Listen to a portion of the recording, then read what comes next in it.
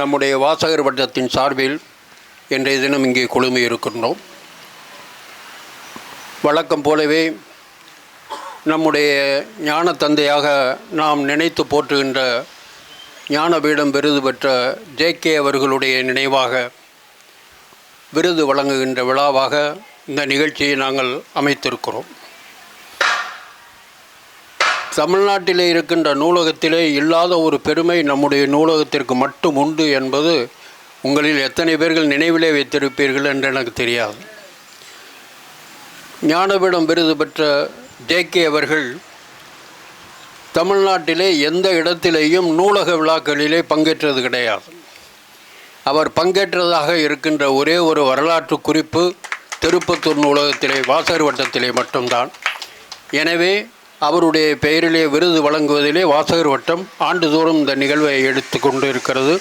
அந்த வகையிலே அந்த போட்டியிலே பங்கேற்றவர்களுக்கு பரிசளிப்பதற்காக நம்முடைய மரியாதைக்குரிய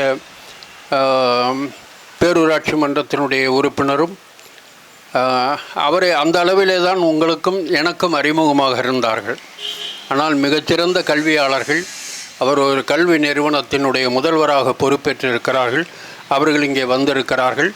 அவர்களை எல்லாம் வரவேற்கின்றதற்காக நம்முடைய மரியாதைக்குரிய நல்நூலகர் விருது பெற்ற கிளை நூலகர் மரியாதைக்குரிய மகாலிங்க ஜெயகாந்தன் அவர்களை அழைக்கிறோம்.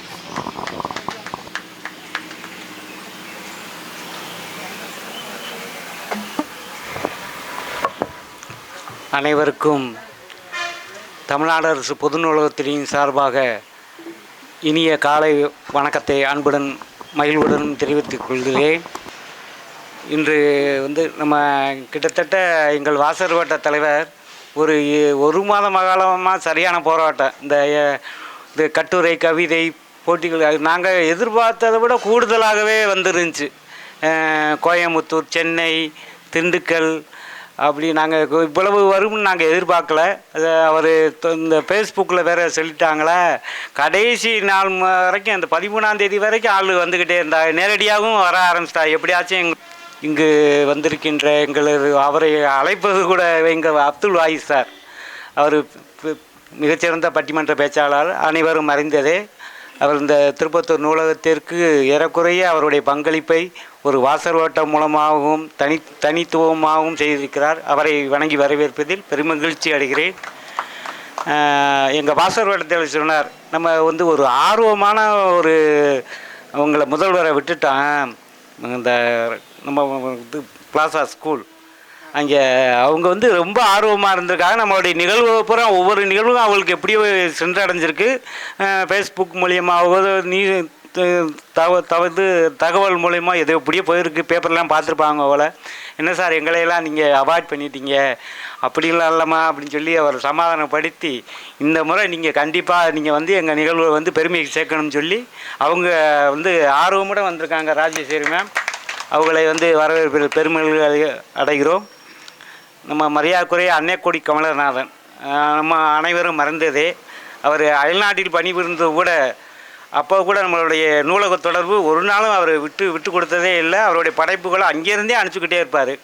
அவருடைய பொண்ணு வந்திருக்கிறதுல எனக்கு மிகவும் சந்தோஷம்.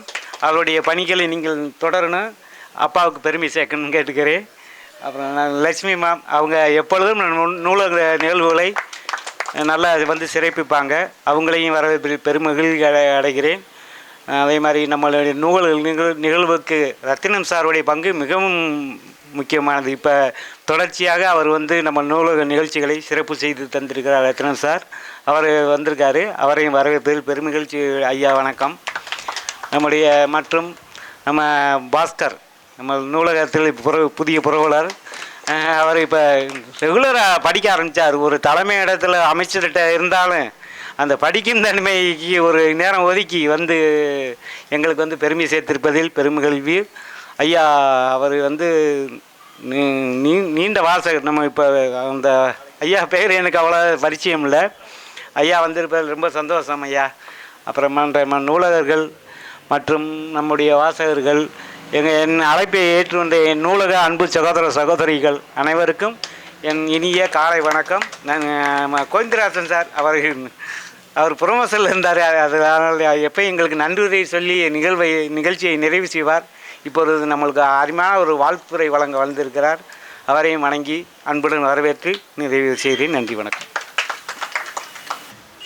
எங்களது திருப்பத்தூர் வாசர் வட்டத்தில் மூலமாக திருப்பத்தூர் கிளை நூலகத்திற்கு வந்திருக்கும் அனைவருக்கும் வணக்கத்தையும் நன்றியையும் தெரிவித்துக் கொள்கிறேன். தின விழாவிற்கு வருகை தந்திருக்கும் உங்கள் அனைவரையும் தமிழ்நாடு அரசு பொது நூலகத்துறை, சிவகங்கை மாவட்ட நூலக ஆணைக்குழு, பேரறிஞர் அண்ணா கிளை நூலகத்தின் சார்பாக, அதன் நூலகரின் வாசகர் வட்டத்தின் சார்பாகவும் வருக வருக என உங்களை அன்புடன் வரவேற்கிறேன். இந்த யுனெஸ்கோவால் அங்கீகரிக்கப்பட்ட இந்த உலக புத்தக தின விழா 1995 முதல் தொடங்கப்பட்டு இது நடைமுறைப்படுத்தப்பட்டு இருக்கிறது. தொடக்கத்தில் இந்த விழா சிறிதாக இருந்தாலும் எந்த ஒரு விழாவும் எல்லோருக்கும் தெரியும், ஆரம்பம் சிறிதாகத்தான் இருக்கும், போக போக அது பெரிதாகிவிடும். அதேபோல் அண்ணன் ஏற்கனவே வாசகர் வட்ட தலைவர் வரவேற்புரையில் கூறினார்கள், இந்த சிவகங்கை மாவட்ட ஆணைக்குழுவில் நம்ம வாசகர் வட்ட நிகழ்ச்சி இந்த திருப்பத்தூர் பேரறிஞர் அண்ணா கிளை நூலகத்தில் ஒரு சிறப்பாக நடைபெற்று வருகிறது. இது மாவட்ட அளவிலும் சரி, மாநில அளவிலும் சரி, எப்போவுமே எல்லோருக்கும் நன்றாக தெரியும். அந்த அளவுக்கு இந்த நிகழ்ச்சியை கொண்டு போய் சேர்ப்பது இந்த நூலகரும் வாசகர் வட்ட தலைவரும். நூலகருக்கு உயர்திரு மாவட்ட நூலக அலுவலரின் சார்பாக நூலகர்கள் ஒரு உதவியாகவும், வாசகர் வட்ட தலைவர் அண்ணன் ஜெயச்சந்திரன் அவர்களுக்கு வாசகர் வட்டத்தைச் சேர்ந்த அன்பரின் ஒரு உதவியாகவும் இருப்பதால் இவர்கள் 2 தூண்களை போன்றவர்கள். 2 தூண் இருந்தால்தான் ஒரு சுமையை அதை தாங்க முடியும். அதேபோல் இவர்கள் ஒவ்வொரு நிகழ்ச்சிக்கும் முன்னெடுத்து பங்கெடுத்து யாரை சந்திக்க வேண்டும், இந்த நிகழ்வு நமக்கு சிறப்பாக நடக்க வேண்டும் என்றெல்லாம் பாடுபட்டு ஒவ்வொரு நிகழ்ச்சியும் நடத்தி கொண்டு இருக்கிறார்கள். குறைந்தது மாதம் ஒரு நிகழ்ச்சியாவது இந்த நூலகத்தில் நடக்கும். நம்ம நூலக தந்தை நம்ம ராமாமிர்தம் ரங்கநாதன் அவர்கள், அதுபோக பேரறிஞர் அண்ணா பிறந்தநாள் விழாவில் பிறந்தநாள் நிகழ்ச்சி, கவிஞர் கண்ணதாசன் நிகழ்ச்சி, அதேபோல் பல கவிஞர்கள் பாரதிதாசன், பாவேந்தர் இவர்களுடைய பிறந்தநாள் நிகழ்வுகள் அனைத்தும் நன்றாக சிறப்பாகவே நடைபெற்று கொண்டிருக்கிறது. இந்த நிகழ்ச்சிக்கு வருகை தந்திருக்கும், சற்று தலைமை உரையாற்றி உட்கார்ந்திருக்கும் நூலகர் மகாலிக ஜெயகாந்தன் சார் அவர்களே, வரவேற்பு அளித்த நமது வாசகர் வட்ட தலைவர் ஜெயச்சந்திரன் சார் அவர்களே, முன்னிலையாகவும் அவர்களே, இன்று நடத்தப்படும் ஒரு சொல்லரங்கம், அந்த சொல்லரங்கம் பார்த்தீங்கன்னா அதனுடைய தலைப்பு என்ன கொடுத்துருக்காங்க, ஏன் வாசிக்கணும். அப்போ இப்போ நம்ம பொதுவாக எல்லாருக்கும் வாசிப்பால் ஏற்படும் பயன் என்ன அப்படின்னா, நம்ம படித்ததை எழுதிடுவோம். வாசிப்பதால் ஒவ்வொரு வாக்கியங்களையும் தங்குதடையின்றி நாம் பேசணும், அப்படி ஒரு 10 பாயிண்ட் எழுதிடுவோம்.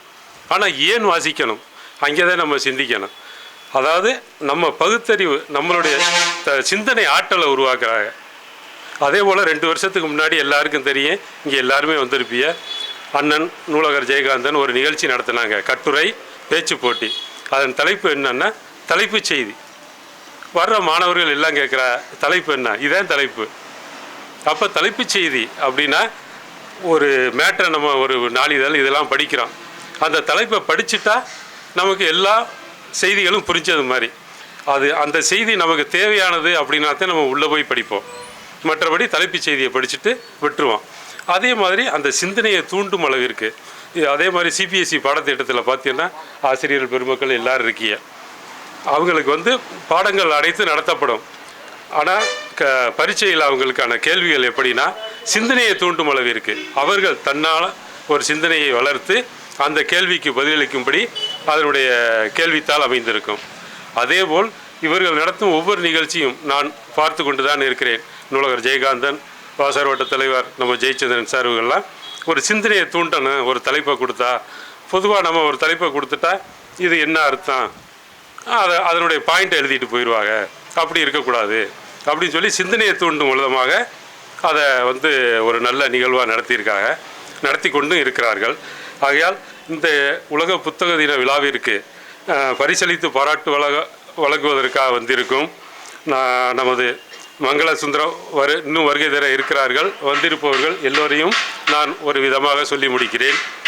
மங்கள சுந்தரமூர்த்தி ராமநாதபுரம் தமிழ்ச்சங்கம் அவர்களே, அப்துல் வாயிஸ் சார் முதல்வர் அவர்களே, பி ராஜேஸ்வரி சேகர் நம்ம முதல்வர் பிளாசா மெட்ரிகுலேஷன் பள்ளி அவர்களே, கண்ணன் அச்சகம் சிங்கமுனரி அவர்களே, மற்றும் இதில் பங்கேற்க வந்திருக்கும் முன்னாள் புரவலர்கள், இப்போ புதிதாக புரவலராக சேர்ந்து இந்த நூலகத்திற்கு பெருமை சேர்க்கும் 2 காவல் பணித்துறையைச் சேர்ந்தவர்கள் கலைஞானம் மற்றும் சேகர் அவர்களே, மற்றும் ஆசிரியர் பெருமக்களே, இங்கு வந்திருக்கும் கவிஞர்கள் மற்றும் பேச்சாளர்கள், வாசகர் வட்ட அன்பர்கள் மற்றும் மாணவியர்கள், உங்கள் அனைவரையும் வருக வருக என வரவேற்று இந்த கிளை நூலகம், பேரறிஞர் அண்ணா கிளை நூலகம், அதன் நூலகர் சார்பாகவும் வாசகர் வட்டத்தின் சார்பாகவும் மீண்டும் ஒரு முறை உங்களை வாழ்த்து சொல்லி வணங்குகிறேன்.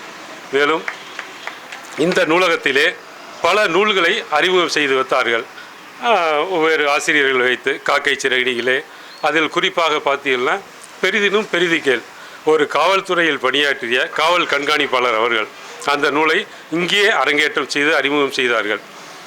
அந்த பெரிதினும் பெரிதி கேள் அப்படின்னா அவங்க சொல்லுவாங்க, அந்த நூலில் படித்தோம்னா நீ என்ன நினைக்கிறியோ அதை பெருசாக கேள். அதை பெருசாக கேள்னா, இப்போ எனக்கு 1 கோடி வேணும், 1 கோடி கேட்கக்கூடாது. அந்த 1 கோடி அடைய நான் எப்படி எந்த வழியில் போகணும், அதான் பெரிதினும் பெரிதிகள். நான் ஒரு மாணவன், நான் இப்போ ஒரு கல்லூரி படிக்கிறேன். அதை போய் ஒரு ஆசிரியர்கிட்டயோ பேராசிரியர்கிட்ட கேட்கணும், நான் இந்த மாதிரி ஒரு PhD முறைய இலக்கை அடையணும் அப்படின்னா அவங்க அதற்கான ஒரு வழியை சொல்லுவாங்க. அதான் பெரிதினும் பெரிதி கேள் அப்படிங்கிற ஒரு புக்கு, ஒரு நல்ல நூல். அதை நம்ம படித்தோம்னா அனைவருக்கும் ரொம்ப பலன் தரக்கூடிய நூல். ஒரு கஷ்டமான காவல்துறை பணிங்கிறது உங்களுக்கு நல்லா தெரியும். 24 மணி நேரம் ஒரு கஷ்டமான பணி. அதையும் பொருட்படுத்தாமல் அதை ஒரு புத்தக வடிவில் உருவாக்கி அந்த புத்தகத்தை, அதாவது அந்த அரசு வழிகாட்டு நெறிமுறைப்படி அங்கீகாரப்படுத்தி அந்த புத்தகத்தை வெளியிட்டிருக்கிறார். அவர் பணி சுமையும் அதாவது போக இந்த வேலையும் செய்து முடித்திருக்கிறார். அப்படிங்கிறது அது ஒரு பெரிய பாராட்டுக்குரிய விஷயம். ஒவ்வொரு அதாவது இந்த உலக புத்தக தின விழா என்னென்னா, எழுத்தாளர், பதிப்பகம் அவர்களுக்கு நாம் அளிக்கப்படும் ஒரு அங்கீகாரம். இந்த அங்கீகாரம் அதனால்தான் ஒவ்வொரு விழாவாக இன்றைய அளவில் கொண்டாடப்படுகிறது. எழுத்தாளர் தினம், புரவலர் தினம், பெற்றோர் தினம், ஆசிரியர் தினம், மகளிர் தினம், அப்படி ஒவ்வொரு விழாவும் இன்றைக்கி கொண்டாடிக்கிட்டு இருக்கான். அதனால் இந்த விழா சிறப்படைய இன்று அந்த சொல்லரங்கம் நிகழ்ச்சிக்கு ஏன் வாசிக்கணும், ஒரு பகுத்தறிவு சிந்தனையை உருவாக்கிய நூலகர் மற்றும் வாசகர் வட்ட தலைவர் அவர்களுக்கு என் மறுபடியும் வாழ்த்தை சொல்லுகிறேன்.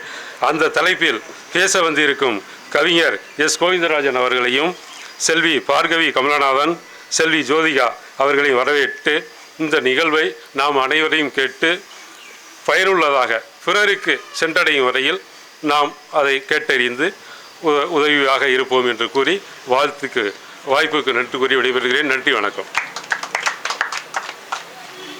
நான் சான்றிதழ் பூரா கையெழுத்து போட்டு வந்திருக்கு. நம்முடைய நூலகர் அவர்கள் மைய நூலகத்திலே நடைபெறுகின்ற நிகழ்வுக்கு தலைமையேற்று இருப்பதனால இங்கே வர இயலவில்லை. அந்த வருத்தத்தினையும் சொல்லி அனுப்பியிருக்கிறார்கள். அவர் வர இயலாததால் கையெழுத்திட்டு அவர் அங்கிருந்து நம்முடைய மரியாதைக்குரிய பாஸ்கரன் அவர்களை அனுப்பியிருக்கிறார்கள். நம்முடைய மாவட்ட நூலக அலுவலர் அவர்களுக்கு இத்துணை சிரமத்தோடு அக்கறை எடுத்து இந்த ஃபங்க்ஷனில் எங்கள் விழா முழுமை பெறுவதற்காக ஒத்துழைத்த அவருக்கு உங்கள் சார்பிலே நன்றியினை சொல்லி, எங்கள் எழுத்தாளர்களுடைய கூட்டமைப்பின் சார்பாக எங்களுடைய தலைவர் SLS பழனியப்பன் அவர்கள் இங்கே வர முடியவில்லை. என்னென்னா அவர் உங்களுக்கு தெரியும், மெடிக்கல் ஷாப்பு அவர் ஒரு ஆள் தான் இருப்பார், மாற்று ஏற்பாடு பண்ணலை. ஆகையினால் என்னுடைய சார்பிலே நம்ம அமைப்பை சார்ந்த திருமதி கவிஞர் லட்சுமி அவர்களை பங்கேற்க செய்கிறோம் என்று அனுப்பியிருக்கிறார்கள். அவரை பேச அழைக்கிறோம். தந்தைக்கு என் முதல் வணக்கம். அரங்கில் உள்ள அனைவருக்கும் பேரன்பும்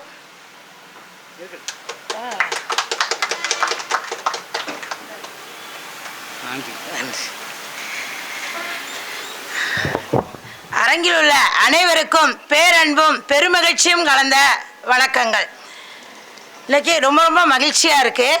உலக புத்தக தினம் அப்படிங்கிறத நினச்சே பயங்கர பெருமையாக இருக்குது. இன்றைக்கி என்னோட ஒரு உயிர் தோழியோட பொண்ணோட சடங்கு காரைக்குடியில். ஆனால் அவள்கிட்ட சொல்லிட்டு தான் வந்திருக்கேன், எனக்கு அந்த பொண்ணோட சடங்கு எவ்வளோ முக்கியமோ அதே அளவு, அதே 100% முக்கியமான ஒரு நிகழ்வுக்குத்தான் நான் திருப்பத்தூர் செல்கிறேன் அப்படின்னு என்னோடய தோழிகிட்ட நான் இன்றைக்கி வந்து நான் சொல்லிட்டு வந்திருக்கேன். ஒவ்வொரு நிகழ்ச்சிக்கும் எப்பொழுதுமே மரத்தில் வந்து பூக்கள் தெரியும், தண்டு தெரியும், பழம் தெரியும், காய் தெரியும். ஆனால் அது அனைத்துக்கும் காரணமான வேர்கள் வந்து வெளியே தெரிவதில்லை. அதே போல்தான் இந்த நூலகத்தில் நடைபெறும் ஒவ்வொரு நிகழ்ச்சிக்கும் ஆணி வேராக இருந்து செயல்படும் மதிப்பிற்கும் மரியாதைக்கும் உரிய ஜெயச்சந்திரன் ஐயா அவர்களுக்கும் மகாலிங்க ஜெயகாந்தன் ஐயா அவர்களுக்கும் முதலில் மனதார என் வாழ்த்துக்களையும் தெரிவித்துக் கொண்டு ஆரம்பிக்கின்றேன் என் உரையை. உலக புத்தக தினம் அப்படின்னா முதல்ல வந்து யாராவது என்கிட்ட வந்து சொன்னாங்க, நான் வந்து இன்றைக்கி அவமானப்பட்டுட்டேன் அப்படின்னு யார் வந்து என்கிட்ட சொன்னாலும், என் மகள் வந்து சொன்னாலும் சரி, யார் வந்து சொன்னாலும் சரி, நான் முதல்ல அவங்கள்ட்ட கேட்குற கேள்வி, நீ அம்பேத்கரை படித்திருக்கிறாயா? உனக்கு புத்தகம் வாசிக்கும் பழக்கம் இருக்கிறதா? அதுதான் முதல்ல கேட்குறது. புத்தகம் வாசிக்கும் பழக்கம் இருக்கிறவர்கள் ஒரு நாள் கூட நான் அவமானப்பட்டேன் என்று சொல்லவே மாட்டார்கள். புத்தகம் வாசிக்கும் பழக்கம் இருக்கும் அனைவரும் தன்மேல் விழும் ஒவ்வொரு கற்களையும் கொண்டே தனக்கு கோபுரம் எழுப்பிக் கொண்டு ஒரு கலசமாக உயர்ந்து விடுவார்கள். யாரும் அவமானப்பட்டேன் என்கிற வார்த்தையை சொல்லவே மாட்டார்கள். என் தாத்தா 89 வயசில் இறந்தாங்க. மறுநாள் காலையில் இறக்குறாங்க. 89 வயசில் முத நாள் நைட்டு வாரமலர் புத்தகத்தில் ஒரு பெரிய ஒருக்குயர் நோட்டில் ஒவ்வொரு வரி பொன்மொழிகள் வரும், அதை எழுதிக்கிட்டு இருக்காங்க. எத்தனை வயசில்? 89 வயசில் நோட்ஸ் எடுத்துக்கிட்டு இருக்காங்க வாரமலர் படித்து. நான் கேட்குறேன், தாத்தா இதை வந்து எதுக்காக தாத்தா இவ்வளோ கஷ்டப்பட்டு, கண்ணாடி போடல ஆனால் ரொம்ப கண்ணை சுருக்கி இவ்வளோ கஷ்டப்பட்டு இதை ஏன் தாத்தா நீங்கள் எழுதிக்கிட்டு இருக்கீங்க, இந்த பொன்மொழிகளை நீங்கள் ஏன் எழுதிக்கிட்டு இருக்கீங்க அப்படின்னு கேட்டேன்.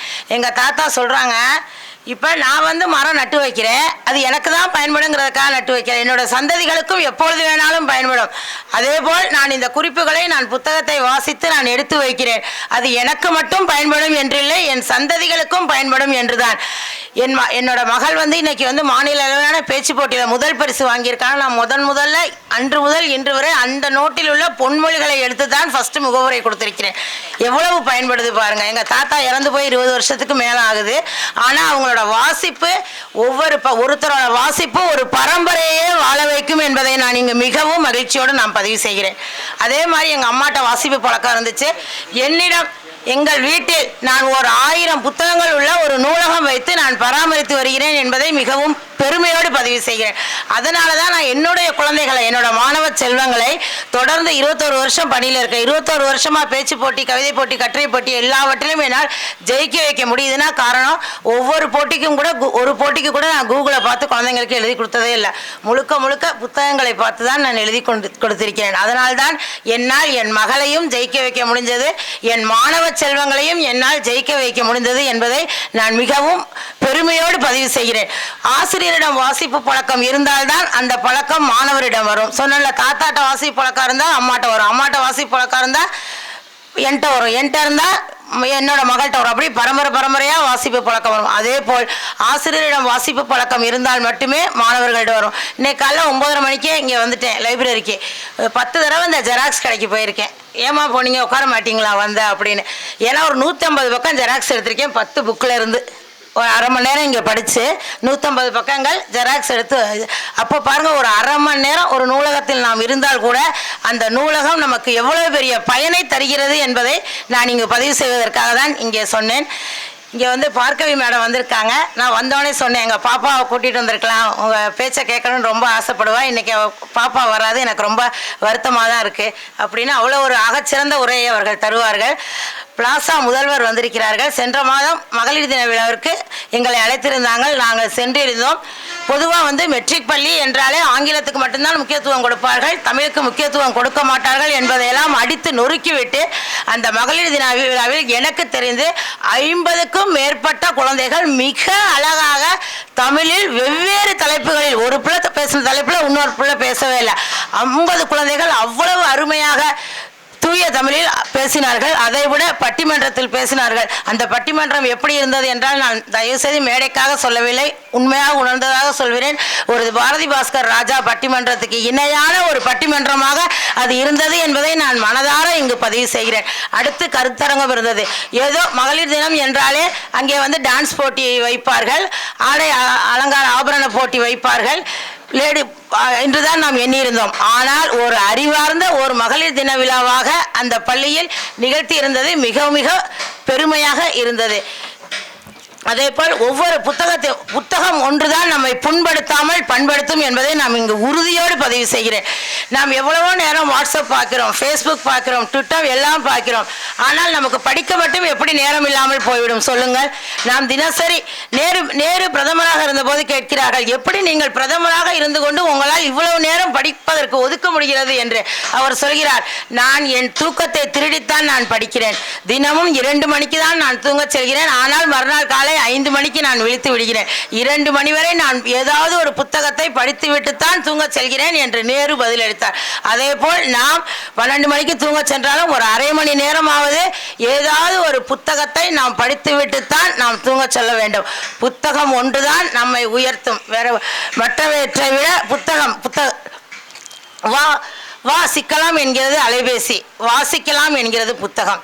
எதை தேர்ந்தெடுக்க வேண்டும் என்பதை நாம் தான் முடிவெடுக்க வேண்டும். எதில் போய் சிக்கிக்கொள்ளாமல் நம் படிப்படியாக உயர்ந்து கலாம் உயர்ந்தார் என்றால் அவர் படித்த புத்தகங்கள் அதற்கு காரணம். ஒவ்வொருவரும் தேச தலைவர்களின் புத்தகங்கள் முதல் ஒவ்வொருவரின் புத்தகத்தையும் படித்து நாம் புத்தகத்தில் இடம்பெறும் அளவுக்கு நாம் உயர வேண்டும் என வேண்டி விரும்பி கேட்டுக்கொண்டு இந்த புத்தக தின விழாவில் உரையாற்ற அருமையான எனக்கு வாய்ப்பு வழங்கியமைக்கு நான் மனதார நன்றி கூறி விடைபெறுகிறேன். நன்றி, வணக்கம். நூலக சகோதரிகள் பஞ்சவர்ணம் ஏதாவது பேசுகிறீங்களாப்பா? ஜெயந்தி சரி, அகிலா மட்டும் பேசு. ரொம்ப சகோதரிக்கு ரொம்ப நன்றி. கண்ணம்மாள் ஏதாவது பேசுங்க. லட்சுமி மேம் சொன்னதில் ஒரு உண்மையான அர்த்தம் இருக்குது. அது என்னென்னா, இன்றைக்கி நல்ல ஒரு டீப்பான ஃப்ரெண்டோட விசேஷம், பொண்ணோட விசேஷம், சடங்கு. அதை விடுத்து இங்கே வந்து அதெல்லாம் எவ்வளோ ஒரு ப்ரோக்ராம்லாம் இருந்து தவித்து வந்திருக்காங்கன்னா, அதேமாதிரி ஹேமா மேம் சொல்லுவாங்க. அவங்க ஒரு கல்லூரி பேராசிரியை. அவங்க வர்றதுக்கு உடனே லீவும் கிடைக்காது. ஏற்கனவே பட்டிமன்ற பேச்சாளர் பயணத்திட்டம் நிறையா போட்டிருப்பாங்க. அது அப்புறம் வர்றதுல சிரமம் இருக்கும்.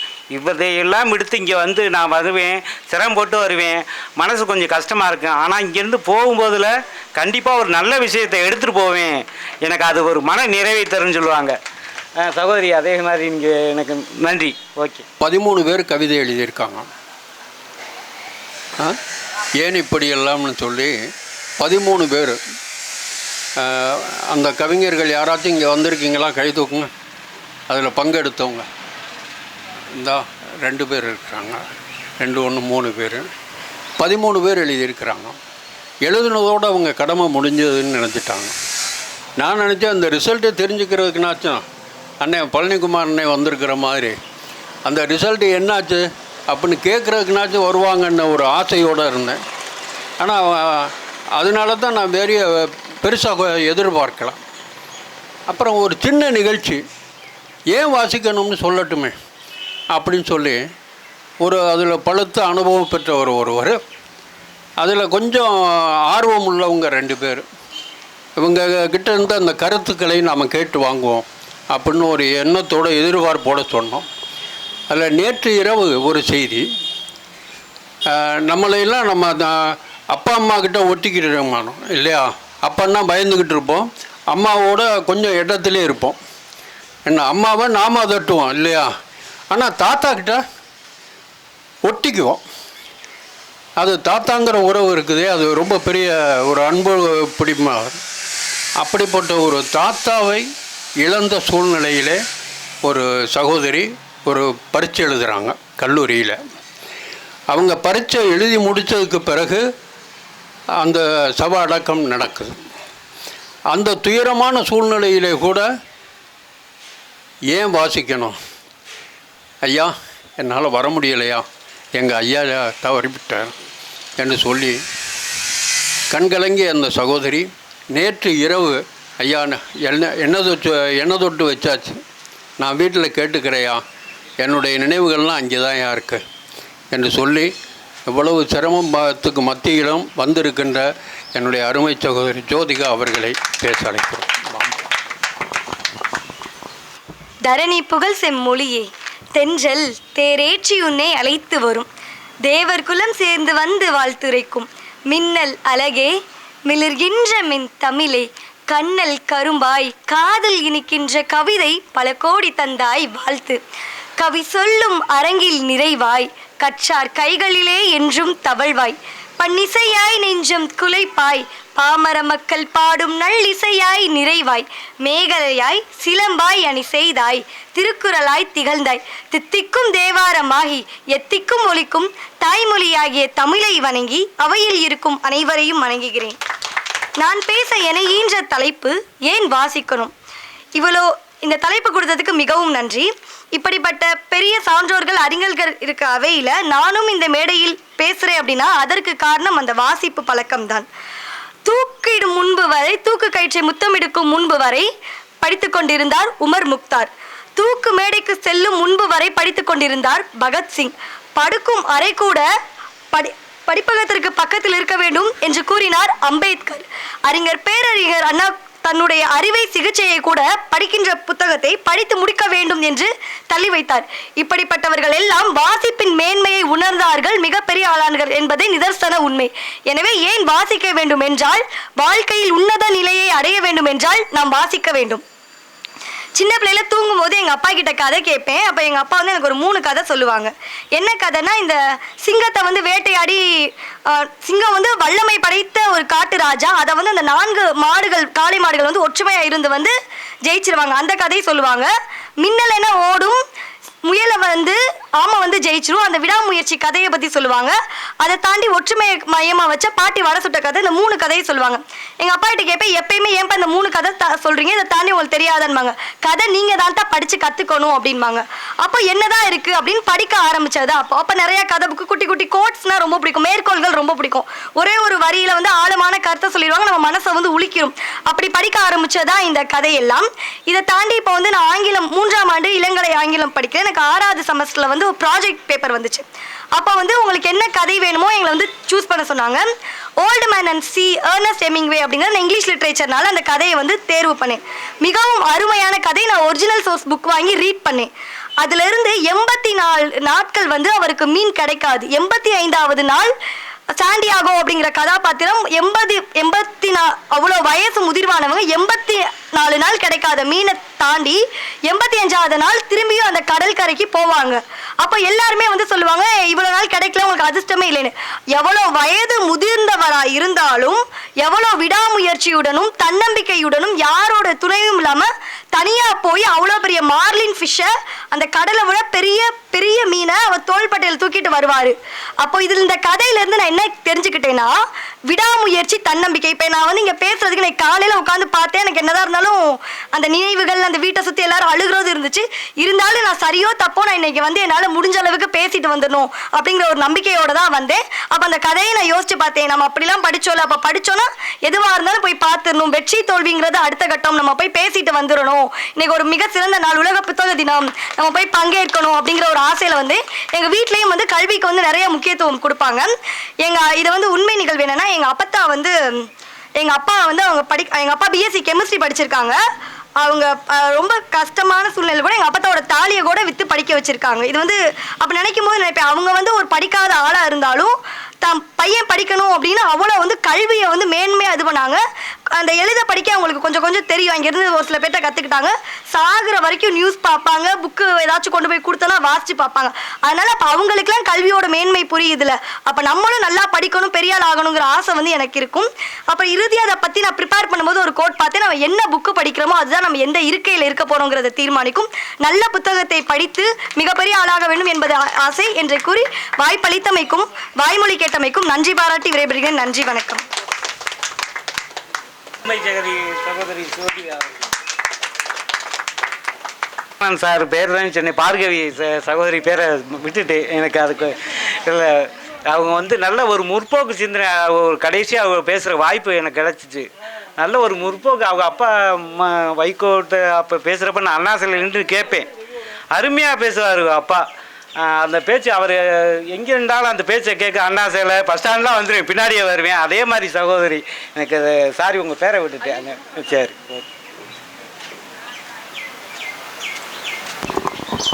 ஏன் வாசிக்கணும் தொடர்வது பார்கவி கமலநாதன்.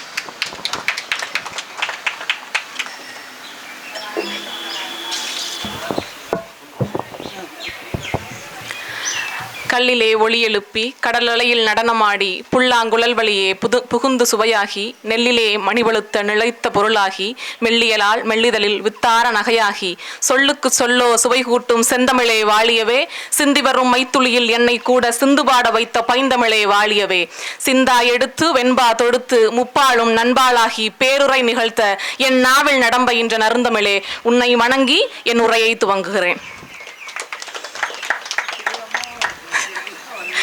ரொம்ப சந்தோஷமான நாள் இன்னைக்கு எனக்கு. உண்மையிலே சொல்லணும்னா என்னுடைய வாசிப்பு பழக்கம் துவங்கின இடம் இதுதான். இங்கே வந்து ஏன் வாசிக்கணுங்கிறதுக்குரிய ஒரு உரையை நான் இங்கே கொடுக்குறேன்னா அதற்கு காரணம் நான் வாசித்த புத்தகங்களும் என்னுடைய தந்தையும் தான். என்னுடைய தந்தையின் பெயர் இங்கே இருக்குது. அவர்னால இன்னைக்கு வர முடியலை. ஆனாலும் கூட என்னை அந்த இடத்திற்கு தயார்படுத்தி இங்கே அனுப்பியிருக்கிறாருன்னா அங்கே என் தந்தை வெற்றி பெற்று விட்டார்னு நான் நம்புகிறேன். ஏன் வாசிக்கணும், இதுதான் தலைப்பு. அருமையான தலைப்பு இல்லை. இன்னைக்கு உள்ள வர்றதுக்கு முன்னாடி கட்டுரைகள்லாம் போட்டிக்கு வந்திருந்தது இல்லையா, அதில் ஒரு கட்டுரையை அங்கிளினுடைய உதவியோட படித்தேன். ஒரு பெண் ஃபஸ்ட்டு ப்ரைஸ்ன்னு நினைக்கிறேன், ஃபஸ்ட் ப்ரைஸாக செகண்ட் ப்ரைஸான்னு தெரில. அதில் எழுதியிருக்காங்க ஏன் இப்படி எல்லாம் அப்படின்ற தலைப்பின் கீழ் அந்த கட்டுரை இருக்குது. அதில் ஒரு முக்கியமான விஷயத்த சிறப்பாக எழுதியிருந்தாங்க. நோட்லாம் போட்டு கோட்ஸ்குள்ளே எழுதியிருந்தாங்க. ரொம்ப அழகாக இருந்தது. சில நேரங்களில் பதில்களை விட கேள்விகள் ரொம்ப முக்கியம்னு எழுதியிருந்தாங்க. உண்மைதானே? பதில்களை விட சில நேரங்களில் கேட்கப்படுகிற கேள்விகள் ரொம்ப முக்கியம். ஏன் வாசிக்கணும்? நீரின் அளவே ஆகுமாம் நீராம்பல், தான் கற்ற நூலின் அளவே ஆகுமாம் நுண்ணறிவுன்னு சொன்னது மூதுரை. ஏன் வாசிக்கணும்ன்ற இந்த கேள்விக்கு பதிலளிக்க வேண்டிய இடத்துல நான் இருக்கேன். ஏன் வாசிக்கணும்னு கேட்டாச்சு கேள்வி. அந்த கேள்வியினுடைய பதிலாக என்னுடைய உரை இருக்கணும்னு நான் நம்புகிறேன். இதில் 2 வகையான பதில்களை நான் தர வந்திருக்கிறேன். ஒன்று, நிறைய அறிஞர்கள் சொன்ன பதில், இதுதான் இதற்காகத்தான் நம்ம வாசிக்கணும்னு அவர்கள் சொல்லிவிட்டு சென்ற பதில்கள். இன்னொன்று, என்னுடைய அனுபவத்தின் மூலமாக நான் ஏன் வாசிக்கிறேன்றத உங்கள் கூட என்னுடைய அனுபவ பகிர்வாக பகிர்ந்துக்கிட்டு போகலான்னு வந்திருக்கேன். முதலாக அறிஞர்கள் சொன்ன பதில். பாரதியாரையும் பாரதிதாசனும் எடுத்தோம்னா 2 பேரையுமே படிப்பை பற்றி ரொம்ப அழகாக சொல்லியிருக்காரு. பாரதிதாசன் சொல்கிறாரு, படி, நூலை படி, சங்கத்தமிழ் நூலை படி, முறைப்படி படி, காலையில் படி, கடும்பகல் படி, மாலை இரவு பொருள் படும்படி நூலை படின்னு சொன்னார். இவ்வளவு இறுக்கமாவா சொல்லணும் அப்படின்னு நமக்கு தோணும் இல்லையா? படிக்கிறத இவ்வளோ ஸ்ட்ரிக்டாக சொல்லிட்டாரு. எந்த விஷயத்தில் பாரதியார் கொஞ்சம் தேவலாமோ அப்படின்னு சொல்லுவேன். ஏன்னா அவர் காலை எழுந்தவுடன் படிப்பு, பின்பு கனிவு கொடுக்கும் நல்ல பாட்டு, மாலை முழுவதும் விளையாட்டு என்று வழக்கப்படுத்தி கொள்ளு பாப்பான்னு சொன்னார். சே, என்ன நல்ல மனுஷன். காலை படி, மதியானம் ஃபுல்லாக பாட்டு கேளு, சாயங்காலமாக விளையாடு அப்படின்னு சொன்னார். இந்த 2ற்குமான வேறுபாடு என்ன அப்படின்னு கேட்டிங்கன்னா, பாரதியார் சொன்னது தலைமுறையாக படித்து கொண்டே இருப்பவர்களுக்கு நீங்கள் காலையில் மட்டும் படித்தால் போதும் என்றார். தலைமுறையாக படிப்பு யாருக்கெல்லாம் தடுக்கப்பட்டதோ மறுக்கப்பட்டதோ அவர்களுக்காக பாரதிதாசன் சொல்லுகிறார் அப்படின்னு சொல்றாரு அறிஞர்கள். தலைமுறையா எப்பயோ படிச்சுக்கிட்டே இருந்தவங்களுக்கு படிப்பினுடைய அருமை புரியும். அவர்கள் எல்லாம் சில நேரங்கள்ல படிச்சா போதும். படிப்பினுடைய அருமை புரியாத பெற்றோர்களுக்கு பிறந்த குழந்தைகள் அனுதினமும் படிக்கணும், அப்பதான் அவர்களுக்கு வாழ்க்கையில் உயர்வு கிடைக்கும்னு சொல்றாரு பாரதிதாசன். எவ்வளவு அருமையான கருத்துக்கள் இல்லையா? தங்கச்சி சொல்லிட்டு போனாங்க, விஷம் குடிக்கிற வரைக்கும், விஷம் குடித்து இறந்து போவதற்கு முன்னாடி வரைக்கும் புத்தகம் படித்தார் சாக்ரட்டிஸ். தூக்கு மேடைக்கு கொண்டு செல்வதற்கு முன்னாடி சூப்பரண்ட் ஆஃப் போலீஸ் வந்து நிற்கிறார் பகத்சிங்கை கூப்பிடுறதுக்கு. வாங்க, உங்களுக்கு தூக்கு கை ரெடி ஆயிடுச்சு அப்படின்னு. கொஞ்ச நேரம் பொறுங்க, மாபெரும் புரட்சியாளர் லெனின் அவர்களுடைய புத்தகத்தை படிச்சுக்கிட்டு இருக்கேன், கடைசி அத்தியாயத்தில் இருக்கேன், முடிச்சுட்டு தான் வருவேன். 2 போராளிகளுக்கு நடுவே ஆன கருத்து பரிமாற்றம் நிகழ்ந்து கொண்டிருக்கிறது. முடித்ததற்கு பிறகு தூக்குமடையை நோக்கி நான் வருகிறேன்னு சொன்னாரு பகத்சிங். தான் தூங்கும் அறைக்கு பக்கத்திலேயே புத்தக நூலக நிலையம் இருக்க வேண்டும்னு கேட்டுக்கிட்டாரு அம்பேத்கர். அறுவை சிகிச்சை நடக்கணும், ஆனா நான் படித்து கொண்டிருக்கிற புத்தகம் இன்னும் முடிவடையவில்லை, அது முடிச்சுட்டு நான் என்னுடைய அறுவை சிகிச்சையை வச்சுக்கிறேன் அப்படின்னு அறுவை சிகிச்சையை தள்ளி வச்சார் பேரறிஞர் அண்ணா. ஏன் இவர்கள் எல்லாம் இவ்வளவு உயிரை கூட பணயம் வைத்து நான் தூக்குமடையை நோக்கி போகிறப்ப கூட நான் படிக்கணும்னு ஏன் நினைத்தார்கள் அப்படின்னா, அறிஞர்கள் சொல்லுகிறார்கள் ஏன் வாசிக்கணும்னு கேட்டா, அறிவை பெறுவதற்கும் பெற்ற அறிவை பெருக்குவதற்கும் படிக்கணுமா. எதற்கு? அறிவை பெறுவதற்கும் பெற்ற அறிவை பெருக்குவதற்கும் படிக்கணும் அப்படின்னு சொல்றாங்க. சரி, பெற்றாச்சு, பெருக்கியாச்சு. இந்த அறிவுன்னா என்ன? அறிவுன்றது 3 வகைப்படுமா.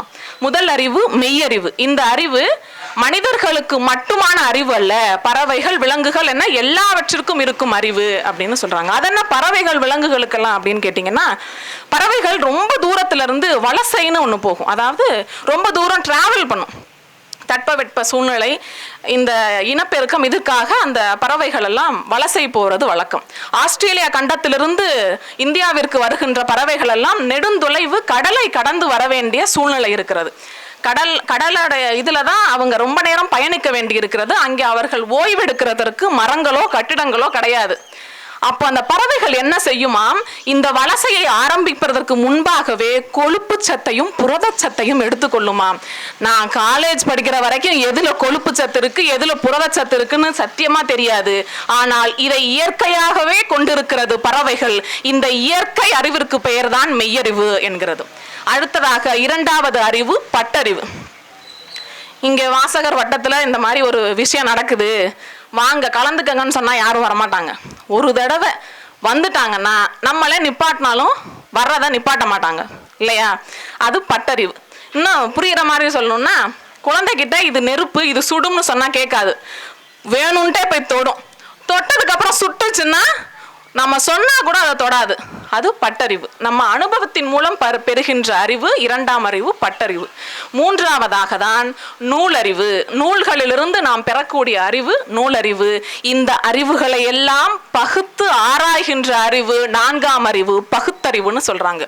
இது போன்ற அறிவுகளை பெறுவதற்கும் பெற்ற அறிவை பெருக்குவதற்கும் நூல்கள் உதவி செய்யுது அப்படின்னு சொல்லிடுறாங்க. இங்க வந்து பேசின மேதைகள் எல்லாம் அறிஞர்கள் எல்லாம் பொதுவா என்ன சொல்றாங்கன்னா, வாசிக்கிறது வந்து நம்மளுடைய வாழ்க்கையை முன்னேற்றும், நம்மளுடைய இலக்கை அடைவதற்கு நம்மளை முன்னேற்றும் அப்படின்லாம் சொன்னாங்க. என்னை பொறுத்தவரை என்னுடைய புத்தகங்கள், என்னுடைய தோழர்கள் தோழிகள், இதை வாசிப்பு பழக்கம் உள்ளவர்கள் அனைவரும் ஒப்புக்கொள்வார்கள் என்று நம்புகிறேன். நான் ஏன் வாசிக்கிறேன் அப்படின்னா, முதல்ல எனக்கு ஒரு கட்டுரை போட்டி நடந்தது. இங்கே வந்து தான் டாக்டர் அப்துல் கலாம் அவர்களை பற்றிய நூலை எடுத்து அதிலிருந்து நோட்ஸ் எடுத்து எழுதினேன் கட்டுரை எல்லாம். ஆனால் முதல் நம்ம படிக்கணும் அப்படின்ற ஆர்வம் எங்கே வந்துச்சுன்னா, எங்கள் வீட்டில் எங்கள் அம்மா அப்பா அக்கா நான் 4 பேர், என்னை தவிர எல்லாரும் படிப்பாங்க. வாரம் வாரம் இந்த ஆனந்த விகடன் நாளிதழில் கருவாச்சி காவியம் வந்துச்சு. அந்த ஆனந்த விகடன் பேப்பரை வாங்குறதுக்கு எங்கள் வீட்டில் ஒரு அட்டூழியம் பண்ணுவாங்க பாருங்க. அதில் என்ன இருக்கு, எதுக்கு இவ்வளோ டார்ச்சர் பண்ணுறீங்க அப்படின்ற மாதிரி இருக்கும். அப்போ அவர்கள் என்கிட்ட காமிச்ச அந்த ஒரு முனைப்பு இருக்கு இல்லையா, அந்த நாளிதழை வாங்கி படிக்கிறதுக்கு முனைப்பு, இதில் என்னதான் இருக்குன்னு நானும் படித்து பார்க்குறேன்னு ஆரம்பித்தேன். அன்னைக்கு ஆரம்பித்தது இன்னைக்கு வரைக்கும் புத்தகத்தை கீழே வைக்க முடியலைங்கிறது உண்மை. கருவாச்சி காவியம்ங்கிறது ஒரு சாதாரண ஒரு நாவல், ஒரு கருவாச்சின்ற ஒரு பெண்ணை பற்றின நாவல். அதில் அந்த கருப்பை பற்றி கூட அழகாக ஒன்று சொல்லியிருப்பார். கருப்புல நிறைய வகையான கருப்புகள் இருக்கான், 10-15 வகைக்கு மேலே சொல்லியிருப்பார். அட்டை கருப்பு, கருச்சட்டி கருப்பு அப்படியெல்லாம் சொல்லிட்டு கருவாச்சி வந்து அழகு கருப்பான், எப்படி அழகு கருப்பு அப்படின்னு சொல்லியிருப்பார். இன்னொரு இடத்துல கருவாச்சியினுடைய அறியாமையை சொல்லுவதற்கு ஒரு வரி இருக்கும். அவள் எந்த அளவுக்கு கருணை உள்ளம் கொண்டவள் அப்படின்னு கேட்டிங்கன்னா, தண்ணி குடம் எடுத்துக்கிட்டு தண்ணி எடுக்கிறதுக்கு ஒரு குளத்துக்கு போவா கருவாச்சி. அப்போ அங்கே இந்த புத்தகம் படித்து கிட்டத்தட்ட 14-15 வருடங்கள் ஆக போகுது. ஆனால் இந்த வரி எனக்கு இன்னமும் மறக்கலை. நம்ப மாட்டீங்க, திரும்ப ஒரு தடவை கூட அந்த புத்தகத்தை நான் திரும்பி வாசிக்கலை. இது அன்னைக்கு வாசித்தது, அது அப்படியே இன்னும் பசுமையாக என் மனசில் நிற்கிது. குளத்துக்கு போறா, ஆனா குளத்தை பார்த்துட்டு அப்படியே நின்றுன்றா, தண்ணி எடுக்கவே இல்லை. அப்ப அந்த சைட்ல வந்து அவங்க கேட்கறாங்க, என்ன கருவாச்சி தண்ணி மோக்க வந்து தண்ணி மோக்காம அப்படியே நிக்கிறியே அப்படின்னு. தன்னை மறந்து தண்ணி உறங்கையில எப்படி எழுப்பன்னு கருவாச்சி கேட்பா. அது அப்படியே கலையாம கிடக்கான். இவ போய் குடத்தை உள்ள இறக்கிட்டான்னா அது அப்படியே களைஞ்சு போயிடுமா, அந்த தூக்கத்தை துயில் எழுப்பின மாதிரி ஆயிடுமான்னு சொன்னாலாம் கருவாச்சி. இந்த மாதிரி சில வரிகள் இருக்கு இல்லையா, இந்த வரிகள் என்னை எந்த விதத்திலையும் முன்னேற்றல, ஆனா ஒரு உயிர்ப்பை கொடுத்துச்சு. நான் ஒரு புத்தகத்தை நான் வாசிக்கிறேன், நான் ஏதோ ஒரு மன அழுத்தத்தில் இருக்கேன், துன்பத்தில் இருக்கேன் அப்படின்னா இந்த புத்தகங்கள் வந்து எனக்கு பெரிய ஆறுதலாக இருக்கும். நான் ரொம்ப நாட்டியான குழந்தை, ஜாலியான குழந்தை, எப்பயுமே இந்த சேலை இதெல்லாம் வந்து என்னை நல்ல பிள்ளையாக காமிச்சுக்கிறதுக்காக நான் செய்கிற பாவனைகள். சில இடங்களில் நான் ரொம்ப துருத்துருன்னு இருப்பேன், என்னை அடக்கவே முடியாதுன்னெலாம் சொல்லுவாங்க. ஆனால் இந்த துன்பம் சோகம் அப்படின்ற இடத்துக்குள்ளே போகும்போது எனக்கு தோழர்கள் தோழிகள்லாம் இருக்க மாட்டாங்க. நான் அதை எதிர்பார்க்கவும் மாட்டேன். ரொம்ப மன அழுத்தம் இருக்குன்னா நல்லா சாப்பிடுவேன், தூங்குவேன், எங்கேயாவது ஊர் சுற்றணும்னு நினைப்பேன். இது எதுவுமே கை கொடுக்கலன்னா என்னுடைய புத்தகங்கள் எனக்கு கை கொடுக்கும். நான் வேற ஏதோ ஒரு விதத்தில் மன அழுத்தத்தில் இருப்பேன், ஆனால் நான் படிக்கிற புத்தகம் வேறு எதையோ நோக்கி பயணம் பண்ணிக்கிட்டு இருக்கும். இது இரண்டுமே வேறு வேறு திசையில் சென்றாலும் கூட ஏதோ ஒரு வகையில் நான் கேட்டிராத கேள்விக்கு என் புத்தகங்கள் எப்போதும் பதிலளிக்கும். எனக்கு எப்போதும் ஆறுதலாக இருக்கும், என்னை அரவணைக்கும் என் புத்தகங்கள். இதனால தான் நான் புத்தகங்கள் படிக்கிறேன். எனக்கும் இந்த புத்தக வாசிப்பிற்கும் கவிப்பேரரசு வைரமுத்து அவர்களுக்கும் கூட நிறைய தொடர்பு இருக்கு. நிறைய புத்தகங்கள் வந்து நான் கவிப்பேரரசு அவர்களுடைய புத்தகங்களை வாசிச்சிருக்கேன். நான் முதலாக படித்து அழுத ஒரு கவிதை இன்னைக்கு உங்கள்கிட்ட சொல்றேன். முழு கவிதையை நான் மனப்படமா சொல்லிடுவேனான்னு தெரியல, தவறு பிழைகள் இருந்தால் மன்னிக்கவும். முதலாய் அம்மாவிற்குன்னு வைரமுத்து அவர்கள் ஒரு கவிதை எழுதியிருப்பார். 1000 தான் கவி சொன்னேன், அழகழகா பொய் சொன்னேன், பெத்தவளே உன் பெருமை ஒத்தவரி சொல்லலையே, காத்தெல்லாம் மகன் பாட்டு காகிதத்தில் அவனெழுத்து, ஊரெல்லாம் மகன் பேச்சு உன் கீர்த்தி எழுதலையே, எழுதவோ படிக்கவோ இயலாத தாய் பத்தி எழுது என்ன லாபம்னு எழுதாம போனேனோ, எழுதவோ படிக்கவோ இயலாத தாய் பத்தி எழுது என்ன லாபம்னு எழுதாம போனேனோ, பொன்னையா தேவன் பெத்த பொன்னே குலமகளே என்னை புறந்தல்ல இடுப்பு வலி பொறுத்தவளே, வைரமுத்து பிறப்பான்னு வயிற்றில் நீ சுமந்ததில்லை, வயிற்றில் நீ சுமந்த ஒண்ணு வைரமுத்து ஆகிருச்சு, கண்ணு காது மூக்கோட கருப்பா ஒரு பிண்டம் இடப்பக்கம் கிழக்கையில என்னென்ன நினைச்சிருப்பேன். இது எல்லா தாய்மார்களுக்கும் எல்லா பிள்ளைகளுக்கும் பொருந்தும். நம்ம அம்மா நம்மளை பெத்து பக்கத்துல போட்டிருக்கப்ப என்ன நினைச்சிருப்பாங்கலாம் தெரியாது. கத்தி எடுப்பவனோ களவாட பிறந்தவனோ தரணியால வந்திருக்கும் தாசில்தார் இவன்தானோ, இந்த விவரங்க ஏதுன்னும் தெரியாம நெஞ்சூட்டி வளர்த்த ஒன்ன நினைச்சா அழுக வரும். கதன்னு களிக்கிண்டி களிக்குள்ள குழி வெட்டி கருப்பட்டி நல்லெண்ண கலந்து தருவாயே, தொண்டையில அது இறங்கும் சுகமான இளஞ்சூடு மண்டையில இன்னும் மசமசன்னு நிக்கிதம்மா, கொத்தமல்லி வறுத்து வச்சு குறுமிளகா 2 வச்சு சீரகமும் சிறமிளகும் சேர்த்து வச்சு நீர் தெளிச்சு கும்மி அரைச்சு கொலகொலன்னு நீ வலிக்கையில அம்மி மணக்கும் அழுத்ததரு மணமணக்கும், தித்திக்க சமைச்சாலும் திட்டிக்கிட்டே சமைச்சாலும் கத்தரிக்காய் நெய்வடியும் கருவாடு தேனொழுகும், வறுமையில நாம பட்ட வலிதாங்க மாட்டாம பேனா எழுத்தேன் பிரபஞ்சம் பிச்சரிஞ்சேன், பாசமுள்ள வேளையிலே காசு பணம் சேரலையே, காசு வந்த வேளையிலே பாசம் வந்து கூடலையே, கல்யாணம் தான் நான் செஞ்சு கதியத்து நிக்கையில பெத்த அப்பன் சென்னை வந்து சொத்தெழுதி போன பின்னே 5-6 வருஷம் உன் ஆசை முகம் பார்க்காம பெத்த மனம் பித்தாச்சே, பிள்ளை மனம் பித்தாச்சே, பெத்த மனம் கல்லாச்சே, படிப்பு படிச்சுக்கிட்டே பணம் அனுப்பி வச்ச மகன் கைவிட மாட்டான்னு கடைசியில நம்பலையே, பாசம் கண்ணீர் பழைய கதை இதெல்லாம் வெறிச்சோடி போன வேதாந்தம் ஆயிருச்சே, வைகையில ஊர் முழுக வள்ளூரும் சேர்ந்தழுக கைப்பிடியா கூட்டி வந்து கரை சேர்த்து விட்டவளே, உனக்கொன்னு ஆனதுன்னா எனக்கொன்னு ஆனதுன்னா உனக்கு வேற பிள்ளை உண்டு, உனக்கொன்னு ஆனதுன்னா எனக்கு வேற தாய் இருக்கான்னு முடிச்சிருப்பார். இதை கேட்கும் போதெல்லாம் அழுகை வரும். என் தாயை நினைத்தா இல்லது அவரது தாயை நினைத்தான்னு தெரியல. ஏன்னா வார்த்தைகளுக்கு அவ்வளவு வலு உண்டு. அதை நம்ம என்னைக்குமே மறுத்து பேசிவிடவே முடியாது. ஒவ்வொரு வார்த்தையும் நம்மை தட்டி எழுப்புகிற அல்லது நமக்கு நம்மளை அரவணைத்து கொள்ளுகிற வாஞ்சனை கொண்ட வார்த்தைகள் இங்கு அதிகம். இந்த வார்த்தைகள் தான் இந்த புத்தகங்களை அழகாக்குகிறது. திருமதி பல்வின் சுல்தான் அவர்கள் சகோதரி சொல்லுவாங்க, புத்தகங்களை வேண்டுமானால் நம்மளால் காசு கொடுத்து வாங்கிவிட முடியும், புத்தகத்திற்குள்ளே இருக்கின்ற கருத்துக்களை நம்மளால் ஒருபோதும் காசு கொடுத்து வாங்கிவிட முடியாது என்று. இந்த நிகழ்ச்சியில் எல்லாவற்றையும் துறந்துவிட்டு இன்னைக்கு வீட்டில் அவ்வளோ பெரிய துக்கம் இருந்தாலும் கூட எனக்கு இது முக்கியம், என்னுடைய இந்த மாதிரி ஒரு வாய்ப்பு எனக்கு கிடைக்காதுன்னு வந்து பேசின 2 நிமிடங்களா இருந்தாலும் கூட சரவடியாக பேசிவிட்டு சென்ற அன்பு சகோதரிக்கு என் மனம் உவந்த வாழ்த்துக்கள், பாராட்டுக்கள். இது போன்ற வாய்ப்புகளை எனக்கு அனுதினம் நல்கி கொண்டிருக்கிறோம் அங்கிள் ஜெயச்சந்திரன் அவர்களுக்கு மிகப்பெரிய நன்றிகள். இப்போ காலையில் உள்ள நுழையும் போது லக்ஷ்மி அம்மா வந்துட்டாங்க. வந்தால் எங்கன்னு கேட்டால் ஜெராக்ஸ் கடைக்கு போயிருக்காங்கன்னு சொன்னாங்க. இந்த வாசிப்பு நம்மளை எவ்வளவு ஈர்க்குதுன்னு மட்டும் ஒரு சின்ன எக்ஸாம்பிள் சொல்லிட்டு நிறுத்திடுறேன். ஒரு புத்தகம் ஒன்று பார்த்துருக்காங்க, ஏன் அம்பேத்கரும் பெரியாரும் இந்த சமுதாயத்திற்கு இன்னும் தேவைன்னு ஒரு நூல்.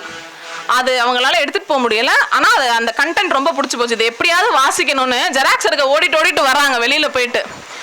அந்த அளவுக்கு அந்த புத்தகங்களும் அந்த வாசிப்பு பழக்கமும் நம்மளை ஈர்க்கிறது அப்படின்றது உண்மை.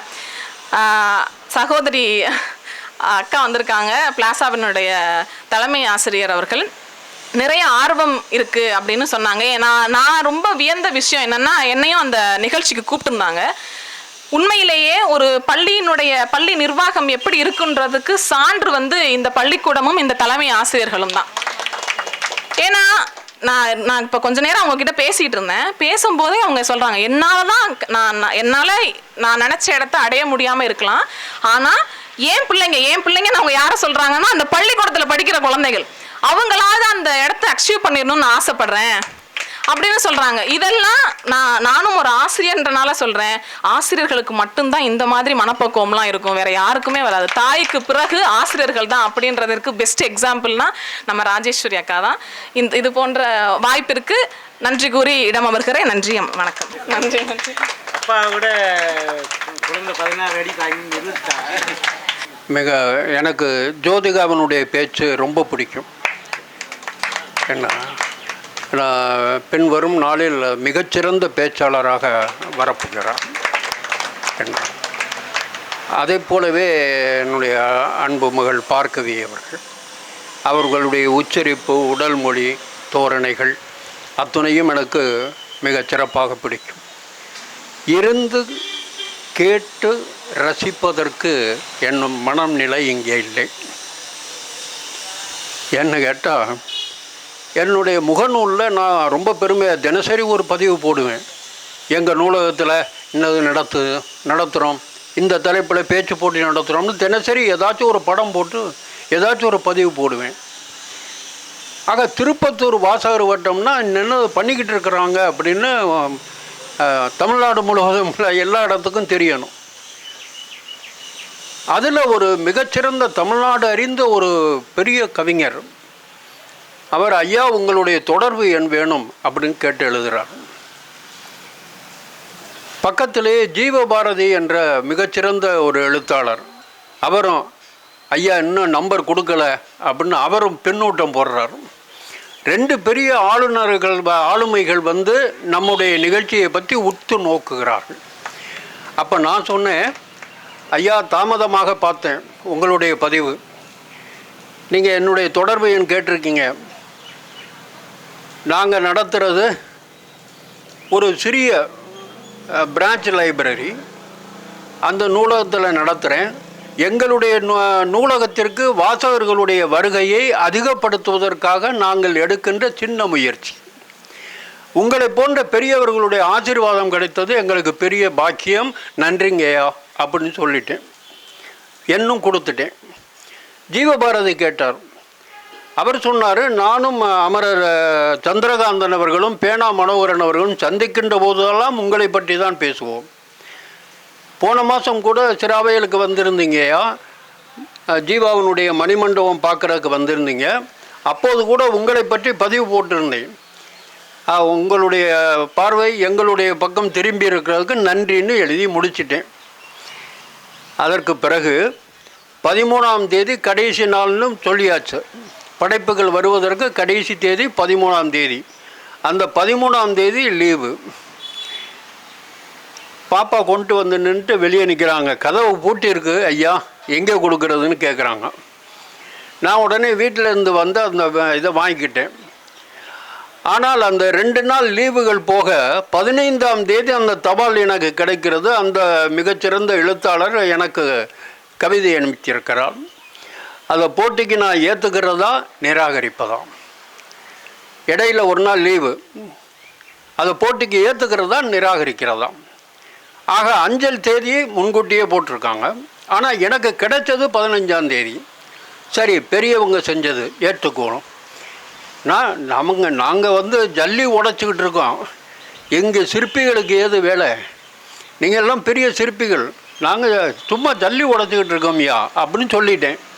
ஆனால் அவர் அனுப்பிச்சிருக்கார். நான் இது வந்ததுலேருந்து எதையுமே நான் வாசிக்கலை.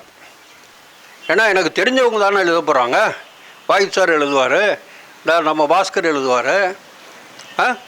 நம்ம அதனால ஒரு பாகுபாடு வந்துடக்கூடாதுங்கிறதுக்காக, ஓரவஞ்சனை வந்துடக்கூடாதுங்கிறதுக்காக நான் படிக்கிறது இல்லை. கொண்டு போய் ஒரு பொறுப்பான அவங்கக்கிட்ட ஒப்படைச்சிருவேன்.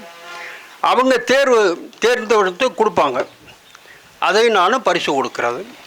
அந்த தேர்வாளர்கள் எப்படி? அவருக்கு 85 வயசு. அவர் மிகச்சிறந்த எழுத்தாளர். அவர் ஒரு கதையை கொடுத்தோம்னா அவர் எழுதுகிறாரு, கருவின் அழுத்தம் அதுக்கு ஒரு பாயிண்ட், நடைவளம் அதுக்கு ஒரு பாயிண்ட், சம்பவங்கள் அதுக்கு ஒரு பாயிண்ட், மண்மனம் அதுக்கு ஒரு பாயிண்ட், முடிவு. இப்படி ஒவ்வொன்றுக்கும் ஒவ்வொரு மதிப்புரை போட்டு தொகுத்து கையில் கொடுத்துருக்கிறார். இதே போல் ஒவ்வொரு வருடமும் எழுதி வாங்கியிருக்கிறேன். அதில் முதல் பரிசாக அவர் தமிழ்நாடு அறிந்த பெரிய கவிஞர் அல்லவா, அவருடைய படைப்பு தேர்வாயிருச்சு. அப்போ நாளெல்லாம் எங்களுடைய வாசகர்களாக இருக்கிற ஜோதிகாவினுடைய கவிதையை எங்கே கொண்டு போய் வைக்கிறது? சரி, தேர்வாளர்களுடைய முடிவு சரிதான். ஐயா, உங்களுடைய கவிதை தேர்வாகி இருக்கிறது, முதல் பரிசு உங்களுக்காக காத்திருக்கிறது சொல்லிட்டோம். அந்த பெரிய மனிதர் அல்லவா, அவர் பெரிய மனுஷத்தன்மையோட பெரிய மனசு பண்ணி ஒரு குறுஞ்செய்தி அனுப்புகிறார். ஐயா, என்னுடைய வீட்டு முகவரி இது, அஞ்சலில் அனுப்ப முடியுமா அப்படின்னு. சான்றிதழையும் பரிசையும் அஞ்சலில் அனுப்ப முடியுமான்னு கேட்குறார். இதை நான் ஏற்றுக்கொள்வதா, எப்படி செய்வதுன்னு உங்கள் முடிவுக்கு வச்சுட்டேன். ஏன்னா இந்த பழியை உங்கள் பக்கம் திருப்பி விட்டுறேன்.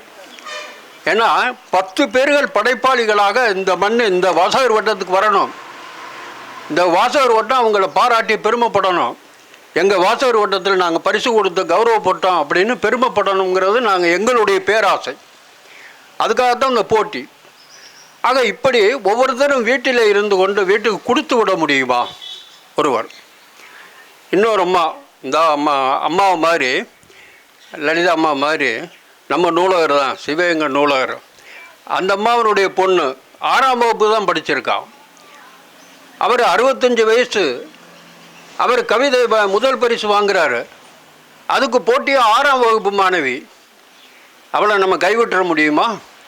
சரி, ஒரு ஆறுதலாக அவளுக்கு பரிசளிக்க வேண்டும் அப்படின்னு சொல்லி ஆறுதல் பரிசாக, அது அவருடைய பொறுப்பு, அதுக்கான செலவு நான் எடுத்துக்கிறேன்ட்டார். சரின்ட்டு அதுக்காக சான்றிதழ்லாம் எல்லாமே ரெடி பண்ணி வச்சுருக்க அந்த அம்மா, ஐயா கொரியரில் அனுப்ப முடியுமா? நம்ம தெரிஞ்சவங்க தானே. உடனே நான் சொன்னேன், இல்லைம்மா சிரமத்தை பார்க்காம நான் டாக்ஸி எடுத்து கொண்டாந்து கொடுத்துட்டு வரேன்னு சொன்னேன். இல்லை, இது சிரிப்பது ஒரு பக்கம் இருந்தாலும் கூட மனசு வேதனை. இங்கே அரங்கத்தில் அவங்க இல்லை, நான் ஃபீல்டை வச்சுட்டு உட்கார்ந்துருக்கிறேன். பரிசு வாங்க வேண்டியவங்க கொரியரில் அனுப்புங்கங்கிறாங்க, யாருக்கிட்டேயாச்சும் கொடுத்து விடுங்கன்னு சொல்கிறாங்க. என் மனசு எப்படி இருக்கும்? பார்க்கவினுடைய அழகு தமிழை என்னால் கேட்க முடியலை. அவங்க கவியரசு வைரமுத்து முழுமையாக உள்வாங்கி கொண்டு அதை எடுத்து வைக்கின்ற போது கவியரசே தோற்று போயிட்டார் இல்லையா? அதை உள்வாங்கிக்கிற அந்த இது எனக்கு வாய்ப்பு குறைவாக இருந்தது. இதையெல்லாம் எதுக்கு அப்படின்னு சொன்னோம்னா, பார்க்கவி பேசினதுக்கு பிறகு ஒருத்தருக்கு பேசி கைதட்டு வாங்கணும்னா கொஞ்சம் சிரமப்படும். அதுக்காக கோவிந்தராஜ் அவர்களை காப்பாற்றணுங்கிறதுக்காகவே இந்த நேரத்தை எடுத்துக்கிட்டு தமாஷாகத்தான் சொன்னேன். அன்பு சகோதரர் கோவிந்தராஜ் அவர்கள் இப்போது ஏன் வாசிக்கணும் அப்படின்னு சொல்ல வர்றார். வாங்க.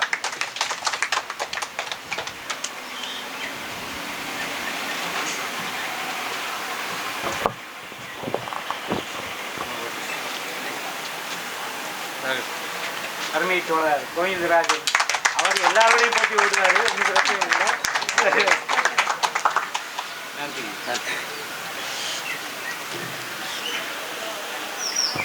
பெருமதிப்பிற்குரிய பெரியோர்களே, நண்பர்களே, இந்த மேடையிலே அமர்ந்திருக்கிற லட்சுமி மேடம் அவர்களே, பிளாசா ராஜேஸ்வரி சேகர் அவர்களே, பார்கவி அவர்களே, உங்கள் அனைவருக்கும் எனது நெஞ்சார்ந்த வணக்கத்தை உரித்தாக்குகின்றேன். இந்த வாசகர் வட்டத்திலே நான் என்னுடைய வாசிப்பை துவங்கி நீண்ட காலங்களாக என்னை இந்த வாசகர் வட்டத்துடைய நிகழ்வுகளோடு இணைத்து கொண்டவன் என்பதிலே எனக்கு ஒரு பெருமை இருக்கிறது. நான் அதை பெருமையாகவே கருதுகிறேன். ஏன்னு கேட்டிங்கன்னா, எனக்கும் அண்ணன் ஜெயச்சந்திரன் அவர்களுக்கும் உள்ள நட்பு என்பது கிட்டத்தட்ட ஒரு 25 ஆண்டு கால நட்பு. சொல்லப்போனோம்னா அப்போது நான் ஒரு சிறிய வயதில் இருந்தேன். அவங்க அப்போவும் அந்த நிகழ்ச்சியை நடத்திட்டு இருந்தாங்க.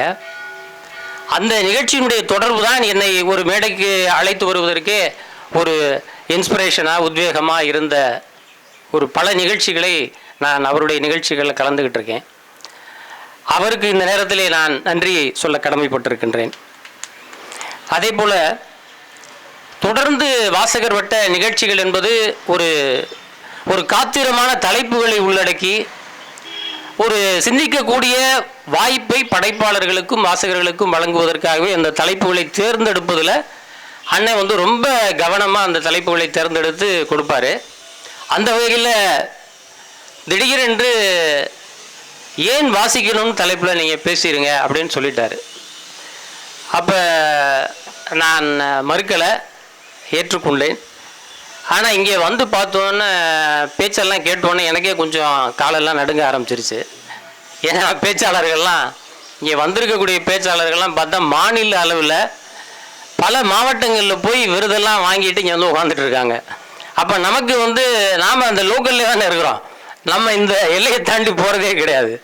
அப்போ நமக்கு கொஞ்சம் பயமாக தான் இருக்குது. ஏன்னா ஏன் வாசிக்கணும் அப்படின்ற விஷயத்திற்கு பல கேள்விகளை அவர்களே கேள்விகளை எழுப்பி அவர்களே பதில் சொல்லக்கூடிய அளவுக்கு அவருடைய பேச்சு அவ்வளவு சிறப்பாக இருந்தது. நான் பார்கவி அவர்களுடைய பேச்சை அவர் கமலநாதன் அன்னக்குடி கமல்நாதன் அவர்களுடைய பேச்சினுடைய ரசிகர், அவருடைய கதைகளை எல்லாம் தட்டச்சு செய்து அவருடைய புத்தகத்தை உருவாக்கியவன் என்ற முறையில் எனக்கு ஒரு பெருமை இருக்குது. ஆனால் அவருடைய பொண்ணு இந்த அளவுக்கு பேசுவாங்கன்றது அவர் நிறைய முறை சொல்லியிருக்காரு. அவங்க பல மேடைகளில் போய் தமிழ்நாடு அளவில் பேசிகிட்டு இருக்காங்கன்றதெல்லாம் சொல்லியிருக்காரு. ஆனால் இன்றைக்கு தான் அவங்களுடைய பேச்சை முழுமையாக கேட்குறேன். மிகச்சிறந்த பேச்சு, அவர்களுக்கு எனது பாராட்டு. ஆனால் எனக்கு முதல்ல பேசிய பேச்சாளரை நினைக்கும் போது இன்னும் அண்ணன் நேத்தே சொல்லிட்டாங்க. அந்த ஜோதிகா வந்து அவங்களுடைய தாத்தாவினுடைய அந்த இழப்புக்கு பின்பும் ஃபோன் செய்து தொடர்பு கொண்டு நான் நிகழ்ச்சிக்கு வர்றேன்னு சொன்னோன்னே எனக்கு பயமாகி போச்சு. ஆஹா, இவங்க ஏற்கனவே பல முறை பேசியிருக்காங்க, அவங்க பேச்சு எனக்கு தெரியும், அவங்க எப்படி பேசுவாங்கன்ட்டு. அவர் இலக்கிய நயத்தோடு பேசக்கூடியவங்க. ஆக இப்படிப்பட்ட ஒரு துக்கத்திற்கு மத்தியிலும் ஒரு நிகழ்வில் கலந்துக்கணுன்ற அந்த ஒரு முடிவை எடுக்கிறதே ஒரு பெண்ணாக அவங்கள நான் ரொம்ப முன்னுதாரணமாக பார்க்குறேன். ஏன்னா நிறைய மாணவர்கள் பெண்கள் இருக்கிறாங்க, கல்லூரிகள் படிச்சுட்டு இருக்காங்க. இப்போ நம்ம இந்த பிரச்சனையை ஒரு கவலையோடு உற்று நோக்க வேண்டிய ஒரு காலகட்டத்தில் இருக்கிறோம். ஏன்னா ஒரு பக்கத்தில் நாம் படிப்பினுடைய அவசியத்தை பற்றி பேசுகிறோம். நூலகத்தில் வந்து கிட்டத்தட்ட ஒரு 50,000 புத்தகங்கள் இங்கே வந்து அடுக்கி வைக்கப்பட்டிருக்கு. வாசகர்கள் வரக்கூடிய வாசகர்களுடைய எண்ணிக்கையை பார்க்குறோம், திருப்பத்தூரில் மக்கள் தொகையையும் பார்க்குறோம். எங்களுடைய நூலகருக்கு தெரியும் திருப்பத்தூர் வாசகர்கள் எப்படிப்பட்டவங்க, அவங்க எப்படிலாம் இந்த நூலகத்தை பயன்படுத்துகிறாங்கன்றது அவர் நல்லா தெரியும். ஆனால் நம்ம எதிர்பார்க்குற அளவுக்கு அந்த வாசிப்பை நேசிக்கக்கூடிய அல்லது வாசிப்பை அன்றாடம் அதை பயன்படுத்தக்கூடிய தன்மை என்பது குறைவாக இருக்கிறது என்பது அது மறைக்க முடியாத உண்மை. நான் இதை மறைச்செல்லாம் பேசலை. திருப்பத்தூர் நூலகத்தினுடைய அந்த பயன்பாட்டை திருப்பத்தூர் மக்கள் இன்னும் சரியாக இங்கே இருக்கக்கூடிய மாணவர்கள் அந்த தலைமுறையினர் உணரவில்லை என்பதை ஒரு வருத்தமாகத்தான் நான் பதிவு செய்கின்றேன். ஏன்னா அவருக்கு தெரியும், அவர் கிட்டத்தட்ட 20 வருஷமாக திருப்பத்தூரில் இந்த நூலகத்தில் பல்வேறு முயற்சிகளை செஞ்சுக்கிட்டே இருக்கார். அது எப்படிப்பட்ட முயற்சினா, ஒவ்வொரு ஸ்கூலுக்கும் போய் அவங்கள உறுப்பினர் ஆக்குறதுல, மாணவர்கள் உறுப்பினர் ஆக்குறதுல, அவங்கள அழைச்சிட்டு வந்து நூலகத்தை அறிமுகப்படுத்துறதுல, நூலகத்தில் இருக்கக்கூடிய புத்தகங்களை அவங்களுக்கு அறிமுகப்படுத்தி அவர்களுடைய வாசிப்பை ஊக்குவிப்பதற்கான பல்வேறு நிகழ்ச்சிகளை அவர் தொடர்ந்து உருவாக்கிக்கிட்டே இருக்காரு, செயல்பட்டுக்கிட்டே இருக்கோம் அந்த வாசகர் வட்டம். ஆனால் இன்னும் நாம் எதிர்பார்க்கக்கூடிய அளவுக்கு அந்த நிகழ்ச்சிகள் ஒரு விரிவடையலை. ஒரு பெரிய அளவுக்கு நாம் ஒரு நிகழ்ச்சியை நடத்தக்கூடிய ஒரு அமைப்பாக ஒரு வாசகர் வட்டம் நம்மளுடைய அமைப்புகள் வந்து இப்போ விரிவடையணுன்றதில் நமக்கு பெரிய ஆசை இருக்குது. ஆனால் அதெல்லாம் வந்து நடக்கலையேன்ற ஒரு ஆதங்கத்தோடு தான் நான் பேசுகிறேன். இப்போ ஏன் அப்படின்னு கேட்டிங்கன்னா, ஏன் வாசிக்கணும் அப்படின்ற ஒரு தலைப்பை நம்ம கொடுத்துட்டோம். இங்கே வந்து வைரமுத்து என்ன சொல்கிறாரு அப்படின்னு கேட்டிங்கன்னா, ஒரு புத்தகத்தை திறக்கும்போது ஒரு சிறைச்சாலை மூடப்படுகிறது அப்படின்னு சொல்கிறாரு வைரமுத்து. என்னென்னா எனக்கே ஒரு ஆச்சரியமாக இருக்குது. அது சொல்லும்போது எப்படி இவ்வளவு ஆழமாக ஒரு பிரச்சனையை ஒரு 2 வரியில் சொல்லிட்டு போயிட்டாரு அப்படின்போது, புத்தகங்கள் வந்து சமுதாயத்தில் என்ன வேலையை செய்யுது அப்படின்னா அது குற்றங்களை குறைக்குதுன்னு ரொம்ப எளிமையாக சொல்கிறாரு. குற்றங்களை குறைக்குது அப்படின்னா சில பேருக்கு புத்தகத்தை பார்த்தாலே பயமாக இருக்குது, புத்தகத்தை கொடுத்தாலே வாங்க மாட்டேங்கிறாங்க. அப்படிலாம் சில பேரை பார்க்குறேன். ஒரு கிஃப்டாகவோ ஒரு பரிசாகவோ புத்தகங்களை கொடுக்கும்போது அந்த புத்தகங்களை வந்து ஒரு பெருமையோடு வாங்கக்கூடிய தன்மையை நான் பார்க்கல. அப்படியும் ஒரு தலைமுறை இங்கே இருக்குது. ஏன்னா இங்கே இருக்கக்கூடிய தலைமுறை வந்து செல்ஃபோன் தலைமுறையாக இருக்குது. அதுதான் இப்போ ரொம்ப வருத்தமாக இருக்குது. புத்தகத்தை எடுத்து அந்த அந்த காகிதங்களை புரட்டி நான் வேறு மாநிலத்தைலாம் சொல்லலை, தமிழ்நாட்டினுடைய ஒரு ஒரு அரசியல் வரலாற்றில் ஏற்பட்ட ஒரு பலாபலனை நான் பார்க்குறேன். அண்ணா போன்றவர்கள் இந்த நாட்டை ஆண்டு அவர் ஒரு முதல்வராக இருந்து, அதற்கு பின் காமராஜர், அதற்கு பின் பல்வேறு தலைவர்கள் வந்து அதனுடைய போக்கில் அந்த வாசிப்பிற்கான முக்கியத்துவம், நூலகத்திற்கான முக்கியத்துவம் என்பது இங்கே அதிகரித்து அந்த அரசியல் பின்னணியில் ஒரு மாற்றம் என்பது இங்கே நிகழ்ந்திருக்கிறது. அதுதான் இங்கே மிகவும் வந்து ஒரு கூர்மையாக நாம் பார்க்க வேண்டிய விஷயம். அப்படிப்பட்ட ஒன்று நடக்கலை அப்படின்னா இப்படி லைப்ரரியில் அங்கே இருக்கிறதுக்கு வாய்ப்பு இல்லை. ஏன்னா பல மாநிலங்களில் இந்தியாவினுடைய இன்றைக்கு சமகாலத்தில் நீங்கள் வந்து வட மாநிலங்களில் போய் பார்த்தீங்க அப்படின்னா ஒரு கிராமத்தில் ஒரு லைப்ரரி என்பது கிடையாது. அப்படி தான் நிலைமை இருக்குது. அந்த லைப்ரரியெல்லாம் பராமரிக்கப்படாமல் தான் இருக்குது. பள்ளிக்கூடங்களே பராமரிக்கக்கூடாத படாத ஒரு நிலை, சிதிலமடைந்த நிலையெல்லாம் இருக்குது. ஆனால் நூலகங்களை மிக அதனுடைய உட்கட்டமைப்பை அதனுடைய வந்து டிஜிட்டலைஸ் பண்ணதுலேருந்து, இன்னும் சொல்ல போனால் தமிழ்நாட்டில் ஒரு பெரிய சென்னையில் ஒரு பெரிய நூலகம், கலைஞர் நூலகம் ஒன்று, பெரிய நூலகம் ஒன்று ஏற்படுத்தப்பட்டிருக்கு. அதே போல் மதுரையில் ஒரு 2 லட்சம் பிரதிகள் கொண்ட நூலகம் ஏற்படுத்தப்பட்டிருக்கு. இப்படி இந்த நூலகங்கள்லாம் இருப்பது இன்றைய தமிழகத்தினுடைய இளைய தலைமுறையினர் மாணவர்கள் படிக்கிறதுல ஒரு மிகப்பெரிய ஒரு மாற்றத்தை உருவாக்கக்கூடிய அந்த உட்கட்டமைப்புகள்லாம் செய்யப்பட்டதுனால நாம் வந்து நிச்சயமாக அதை பயன்படுத்துகிறாங்க மாணவர்கள். மற்ற மாநில மாணவர்களை காட்டிலும் இளைஞர்களை காட்டிலும் அவங்க எல்லா விதத்திலும் போட்டி போடக்கூடிய ஒரு தன்மையில் இன்றைக்கு வந்து நம்மளுடைய தமிழகத்து மாணவர்கள் வந்து ரொம்ப சவாலாக தான் இருக்கிறாங்க. ஏன்னா நீட்லையெல்லாம் நம்மளால் ஜெயிக்க முடியுது, அதையெல்லாம் கடந்து வர முடியுதுன்னா ஏன் முடியுது அப்படின்னா இப்படிப்பட்ட உட்கட்டமைப்புகள் இருந்தால் மட்டும்தான் அதை சாதிக்க முடியும். ஏன்னா ஒரு தனிப்பட்ட ஒரு மாணவன் டியூஷன் படித்து ஒரு 2 லட்சம் ரூபாய் பணம் செலவழித்து ஒரு நீட்டை எதிர்கொள்ள முடியுமா, அந்த தேர்வை எதிர்கொள்ள முடியுமானா முடியாது கண்டிப்பாக. ஆனால் அரசாங்கமே இப்படிப்பட்ட ஒரு உட்கட்டமைப்புகளை ஏற்படுத்தி அப்படியான வாய்ப்புகளை எல்லாம் மாணவர்களுக்கு வழங்குறதுனால தான் அப்படிப்பட்ட மாற்றங்கள் நடக்குது. அதை நம்ம நிச்சயம் வரவேற்கணும். ஆனால் இன்னைக்கு இந்த நாள் என்பது அந்த சப்ஜெக்டுக்கு நான் வந்துடுறேன். இது ரொம்ப வேறு மாதிரி போய்கிட்டு இருக்குன்னு நினைக்கிறேன். கண்டிப்பாக இந்த நாள் என்பது உலக புத்தக தினம் சம்பந்தமானது. இந்த உலக புத்தக தினம் என்பது குறிப்பாக இலக்கியவாதிகளை மையப்படுத்தி ஒரு ஏற்படுத்தப்பட்ட ஒரு நாள். யுனெஸ்கோவினுடைய அமைப்பினால ஷேக்ஸ்பியரினுடைய நினைவு நாள். ஷேக்ஸ்பியர் மாதிரியான இலக்கியவாதிகள், உலகத்தினுடைய தலை சிறந்த இலக்கியவாதிகளுடைய அந்த நினைவு நாளெல்லாம் வரக்கூடிய ஒரு நாளை அவங்க சூஸ் பண்ணி இதை உலகம் முழுவதும் பதிப்பாளர்களும் ஆசிரியர்களும் புத்தக ஆசிரியர்களும் கவிஞர்களும் இலக்கியவாதிகளையும் கொண்டாடுவதற்காக இந்த நாள் வந்து ஏற்படுத்தப்பட்டு அது யுனெஸ்கோ என்ற அந்த ஐக்கிய நாடுகள் சபையினுடைய கலை கலாச்சாரம் கல்விக்கான அந்த அமைப்பு என்பது உலகம் முழுவதும் இந்த மாதிரியான விழாக்களை நடத்துகிறாங்க. அந்த ஒரு நிகழ்வினுடைய பங்கும் பகுதியாக நம்முடைய நூலகத்தில் ஒரு உலக சிறப்பு வாய்ந்த ஒரு தினத்தை நம்முடைய திருப்பத்தூரில் ஒரு லைப்ரரியில் நாம் அந்த நிகழ்ச்சியில் கலந்துக்கிறோன்றது எனக்கு ரொம்ப பெருமையாக இருக்குது. அந்த அடிப்படையில் நாம் இந்த அளவுக்கு ஒரு விழிப்புணர்வோடு இருக்கிறோம் அப்படின்னா அதுக்கு காரணமும் நம்முடைய வாசிப்பு தான். நம்முடைய நூலக வாசகர் வட்டத்துடைய தலைவர் இல்லை, நம்முடைய கிளை நூலகர் அப்படிப்பட்ட ஒரு விழிப்புணர்வோடு இல்லை அப்படின்னா இந்த நிகழ்ச்சிக்கு யார் ஏற்பாடு பண்ணுவா? இந்த நிகழ்ச்சி எப்படி நடக்கும்? நீங்கள் நல்லா யோசிச்சு பாருங்கள். அப்படிப்பட்ட ஒரு கற்றறிந்தவர்களாக அந்த வாசிப்பினுடைய மகத்துவத்தை உணர்ந்தவர்களாக இருக்கிறதுனால தான் நமக்கு இப்படிப்பட்ட நிகழ்ச்சிகள்லாம் கிடைக்குது. அந்த நிகழ்ச்சியில் நாம் கலந்துக்கிறோம். அதில் அறிஞர்களை, நல்ல பேச்சாளர்களை அறிமுகப்படுத்தி நம்ம பேசக்கூடிய வாய்ப்பு எல்லாம் இங்கே கிடைக்குது. நிச்சயமாக இந்த வாய்ப்பு மிக சரியான ஒரு வாய்ப்பாக நான் பார்க்குறேன். இந்த ஏன் வாசிக்க வேண்டும் என்பதில் குறிப்பாக வந்து ஒரு அடிப்படையான ஒரு விஷயத்தை நான் சொல்லிட்டு போயிடலான்னு நினைக்கிறேன்.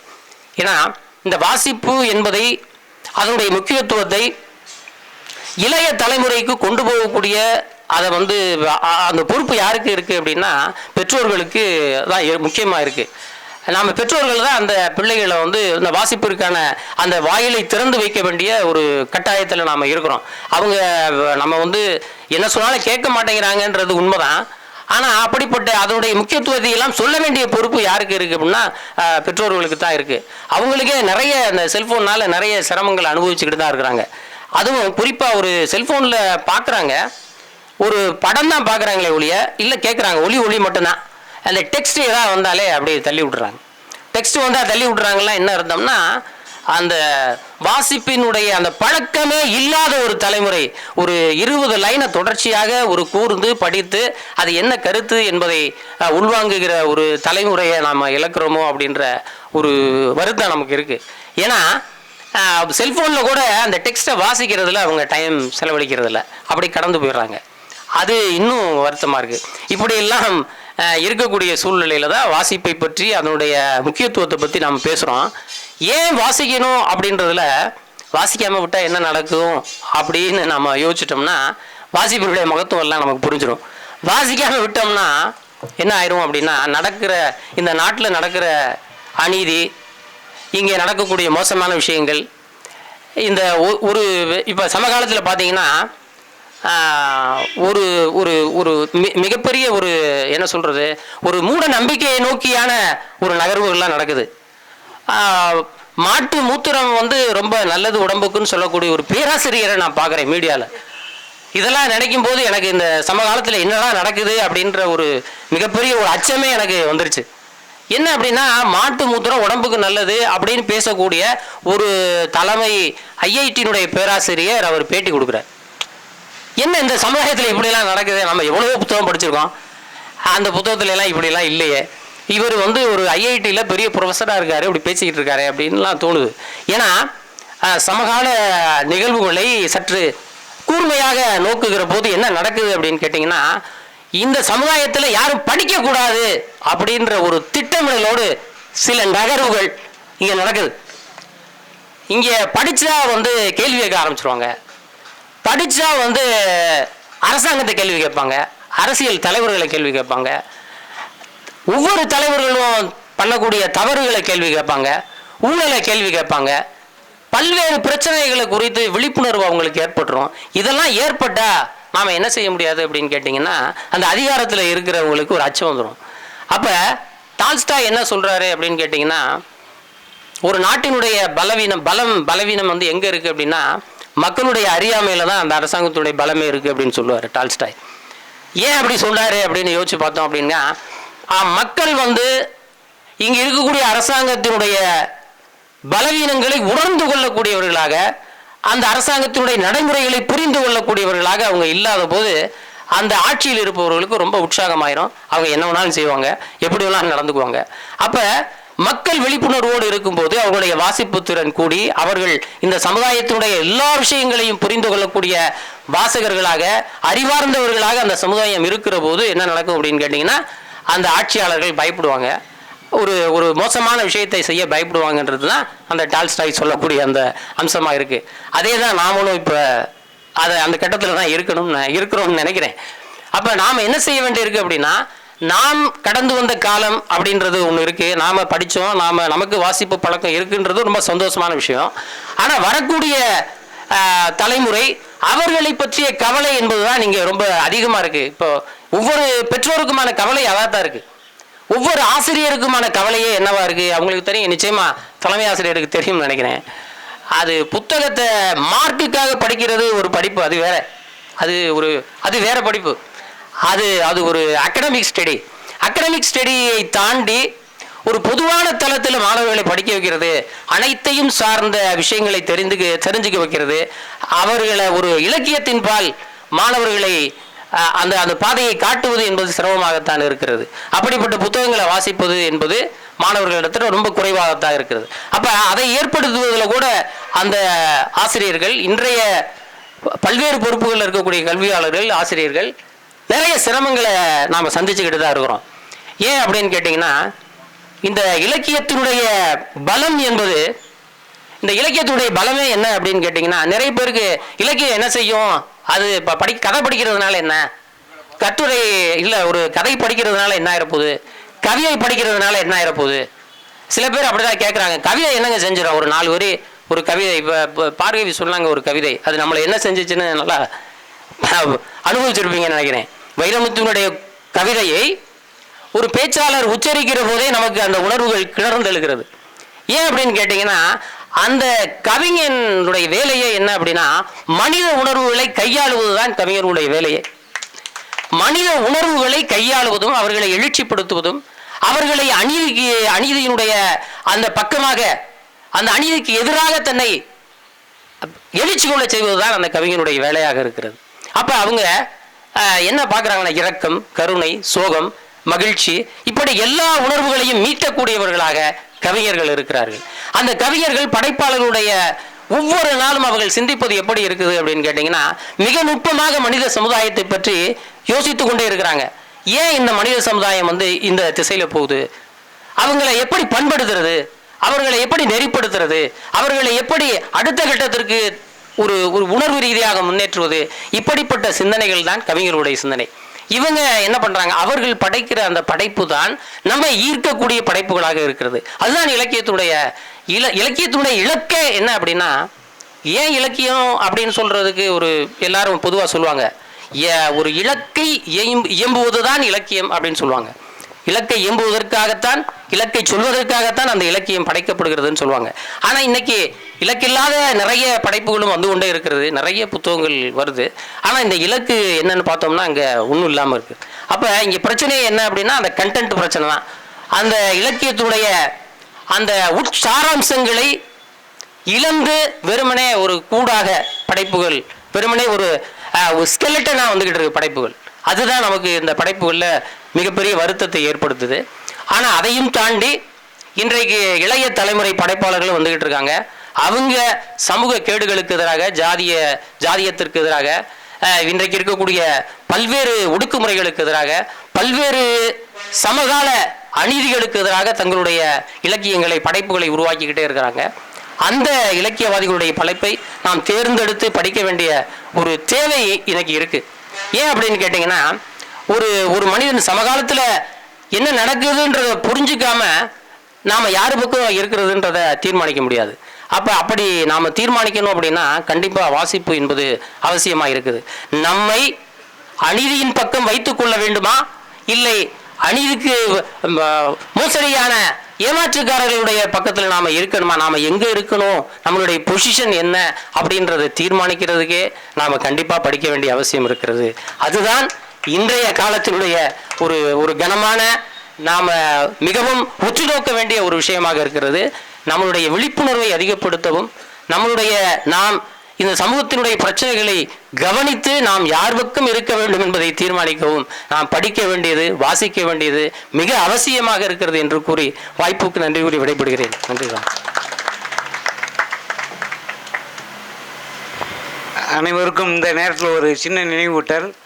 இங்கே பேராசிரியர் வேலாயுத ராஜா, பேராசிரியர் கச்சோடி சிதம்பரம், நம்ம ஆசிரியர் கருப்பையா, கோட்டையிருப்பு தமிழ் ஆசிரியர் கருப்பையா எல்லாம் இந்த நூலகத்தை உருவாக்கியது. அவங்க எந்த நிகழ்ச்சியும் நினைவு வருவாங்க. அவங்க தமிழ் இலக்கிய இந்த பகுதியில் உட்காந்து படிச்சு, நான் இங்கே 25 வருஷமாக இருக்கேன், அவளை பார்த்துக்கிட்டே இருக்கேன். இந்த தமிழ் பகுதி பூரா 3 ரேக்கு இருக்கும். அந்த 3 ரேக்குள்ளே அவங்க இருப்பார். இவர் மட்டும் இந்த தலைவரோட வாழ்க்கை வரலாறு OWன்னு நாங்கள் போட்டு வச்சுருப்போம், வாழ்க்கை வரலாறு, அதுலேயே உட்காந்துருப்போம். அதனால தான் டால்டாஸ் பற்றிலாம் பேசுகிறாரு. நம்மளுக்கு டால்டாஸ் தான் தெரியும். இல்லை, உண்மையிலேயே அவர் ஒரு பேச்சாளர்னா 6 அடி நீளத்தில் சகப்பா கோல்டு பிரேம் கண்ணாடி போட்டு செயின் போட்டு இப்படி ஒரு துண்டு போட்டிருப்பா. இப்படியும் எளிமையாக இருக்கலாம் பேச்சாளர், சிறந்த பேச்சாளருங்க ஒரு உதாரணம். நன்றி தோழர், வாழ்த்துக்கள்.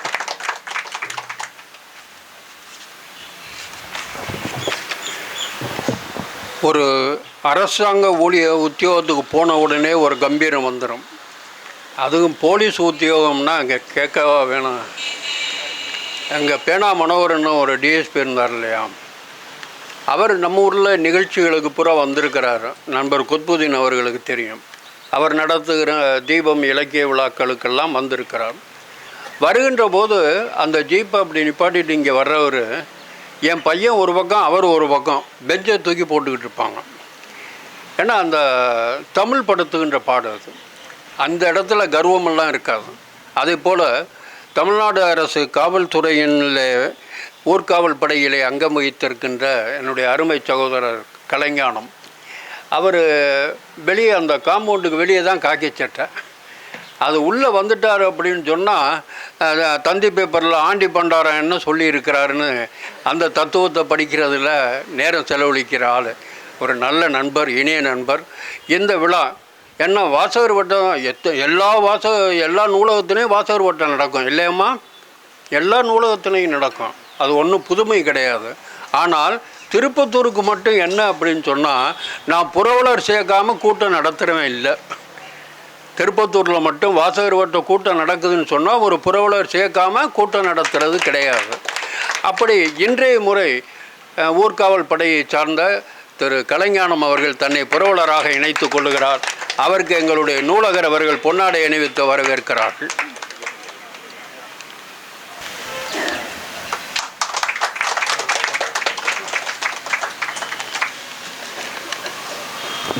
இது நல்ல உச்சி பொழுதாக இருக்கா, இந்த நேரத்தில் யாரை பேச விட்டால் நல்லாயிருக்கும் அப்படின்னு ஒரு எதிர்பார்ப்பு. 2 தேர்வாளர்கள், ஏன்னா சிறுகதையை தேர்ந்தெடுத்தவர் இப்போது இங்கே இல்லை, வெளியூர் போயிருக்கிறார். ஆனால் கட்டுரை தேர்வாளரும் கவிதையை தேர்ந்தெடுத்து தந்தவரும் இங்கே வரணும், அவருக்கு நான் மரியாதை செய்யணும். அப்படிங்கிறதுனால அவங்களும் பணியில் இருக்கிறதுனால ஏதாவது ஒரு அரை மணி நேரம் ஓபி அடிச்சுட்டு வந்துடுறேன்னு உறுதி சொல்லியிருக்கிறாங்க. அது வரைக்கும் நேரத்தை தாக்கு பிடிக்கணும் இல்லையா? அது யாரால் முடியும்னு சொன்னால் ஒரே ஒருத்தர்னால தான் முடியும். உங்களுக்கு தெரியுதில்ல, வாகித் சார் தான். எனவே அருமை சோதரர் வாகித் அவர்களை பேச அழைக்கிறோம்.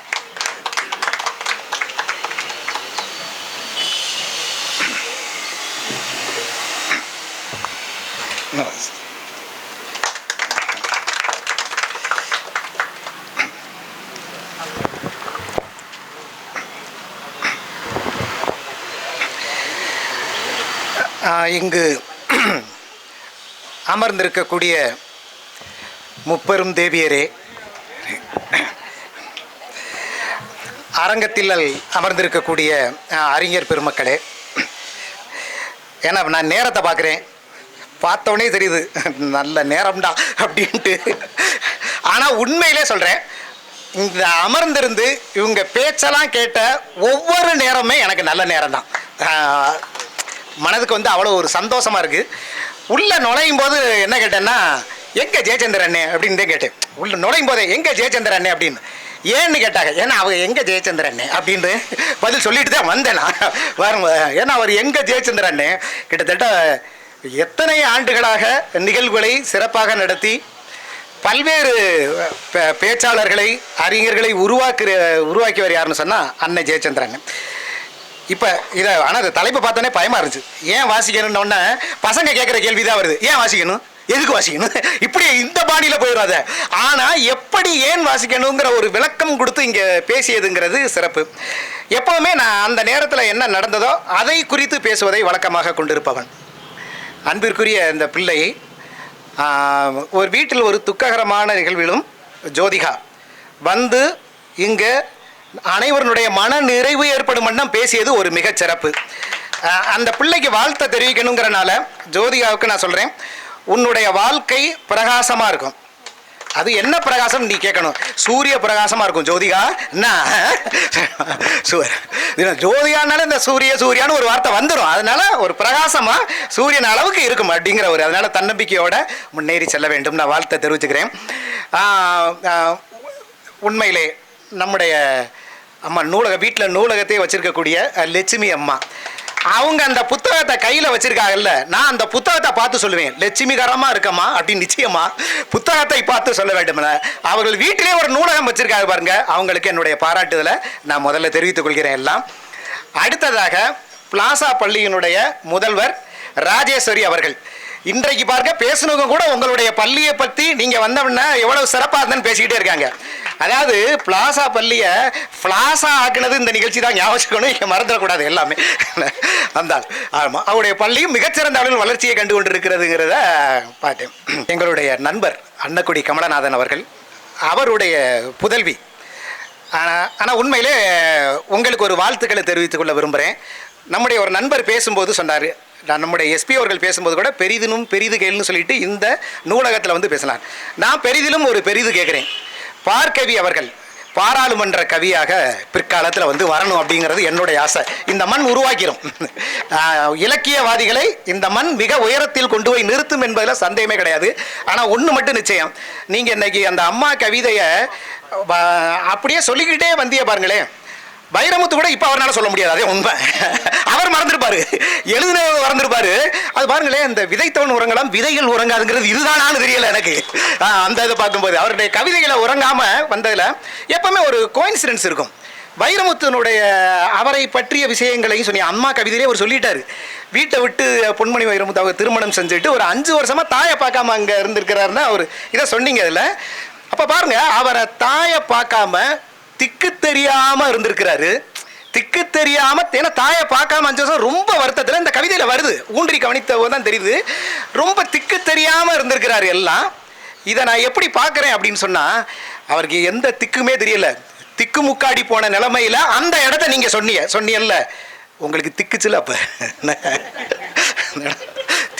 அந்த இடம் மட்டும் திக்குச்சுங்க. அதில் பொருத்தி பார்த்தோம்னா ஒரு பொருத்தப்பாடு என்னன்னா, அப்ப அந்த கவிதை உங்களுக்குள் உயிராக வாழ்ந்து கொண்டு இருக்கிறது அப்படிங்கிற ஒரு விஷயம் ரொம்ப தெளிவாக புலப்பட. அல்ல, அதுதான் உண்மை. அந்த அளவுக்கு வந்து நம்ம உள்வாங்கிறது எந்த அளவுக்கு அப்படிங்கிறது ரொம்ப முக்கியமான விஷயம். அதில் ரொம்ப சிறப்பு நம்முடைய புரவலாராக சேர்ந்திருக்கிற பாஸ்கரன் அவர்கள்.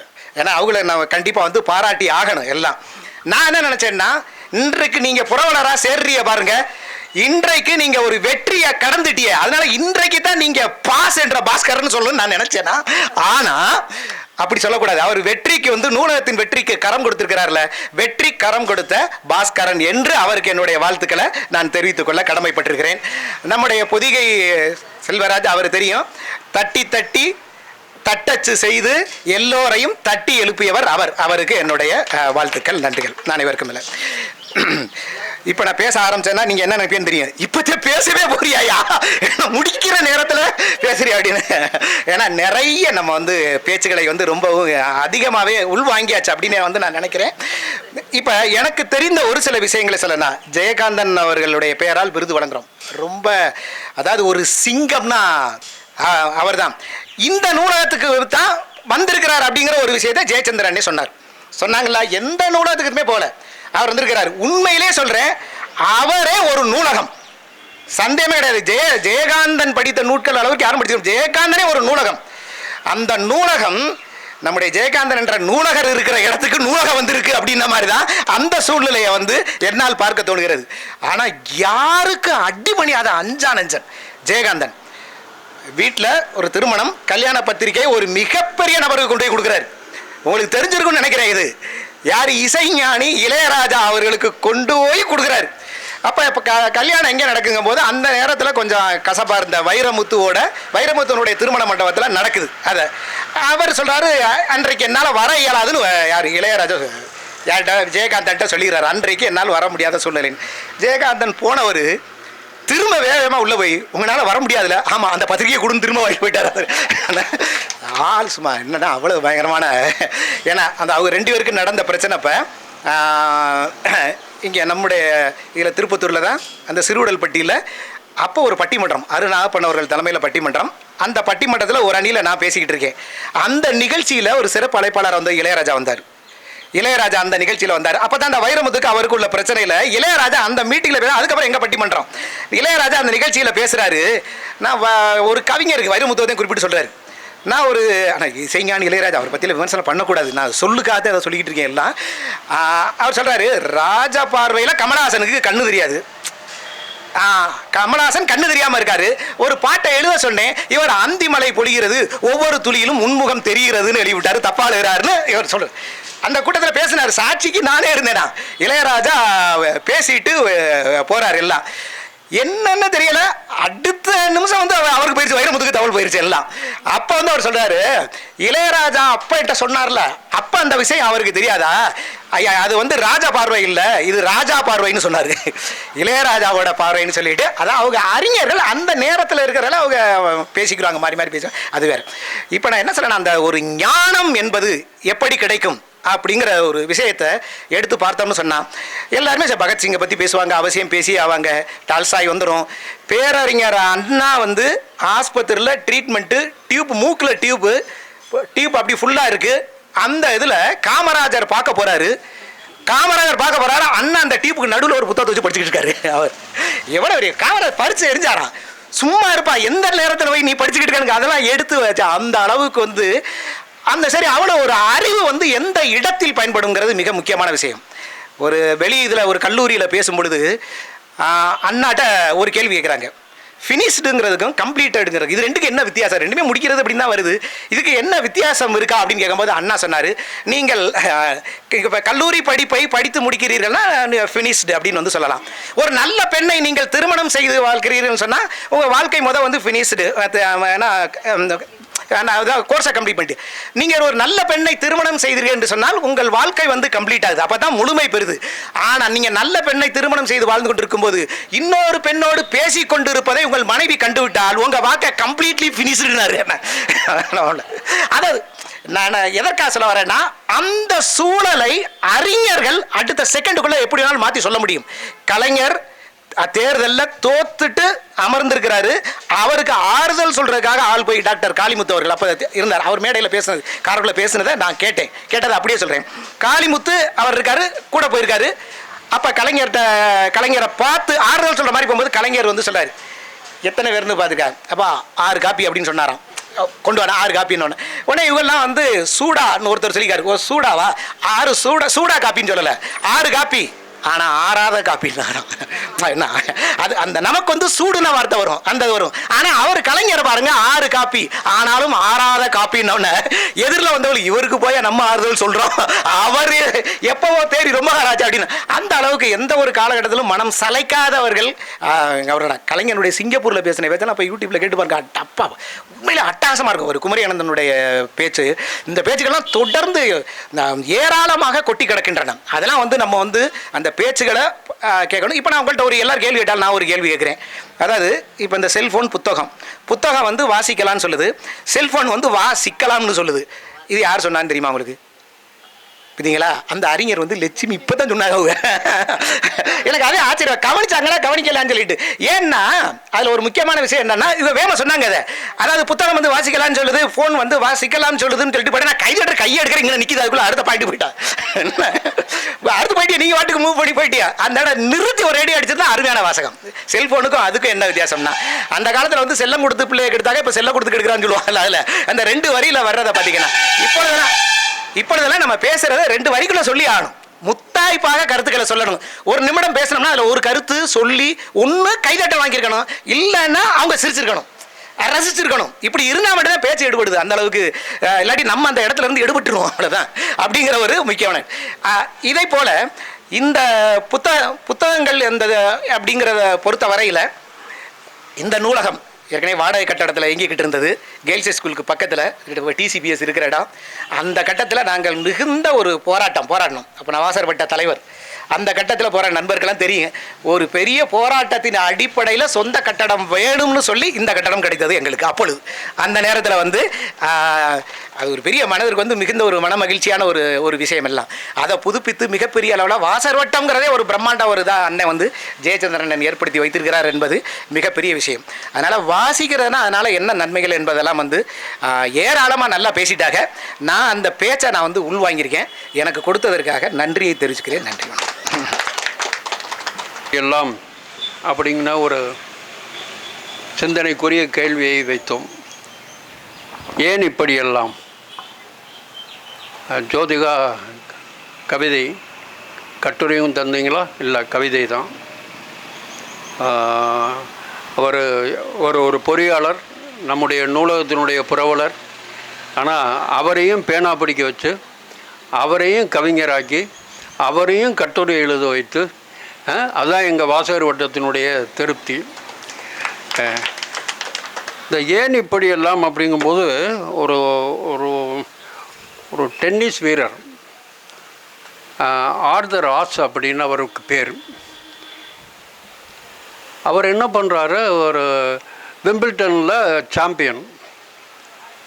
அவர் ஜெயித்ததுக்கு பிறகு ஒரு விபத்தில் எலும்பு முறிவு ஏற்பட்டு போயிடுது, ரத்தம் ரொம்ப விரயமாகிடுது. ஆக ரத்தம் செலுத்தி ஆகணும். அவருக்கு ரத்தம் செலுத்தப்பட்டது.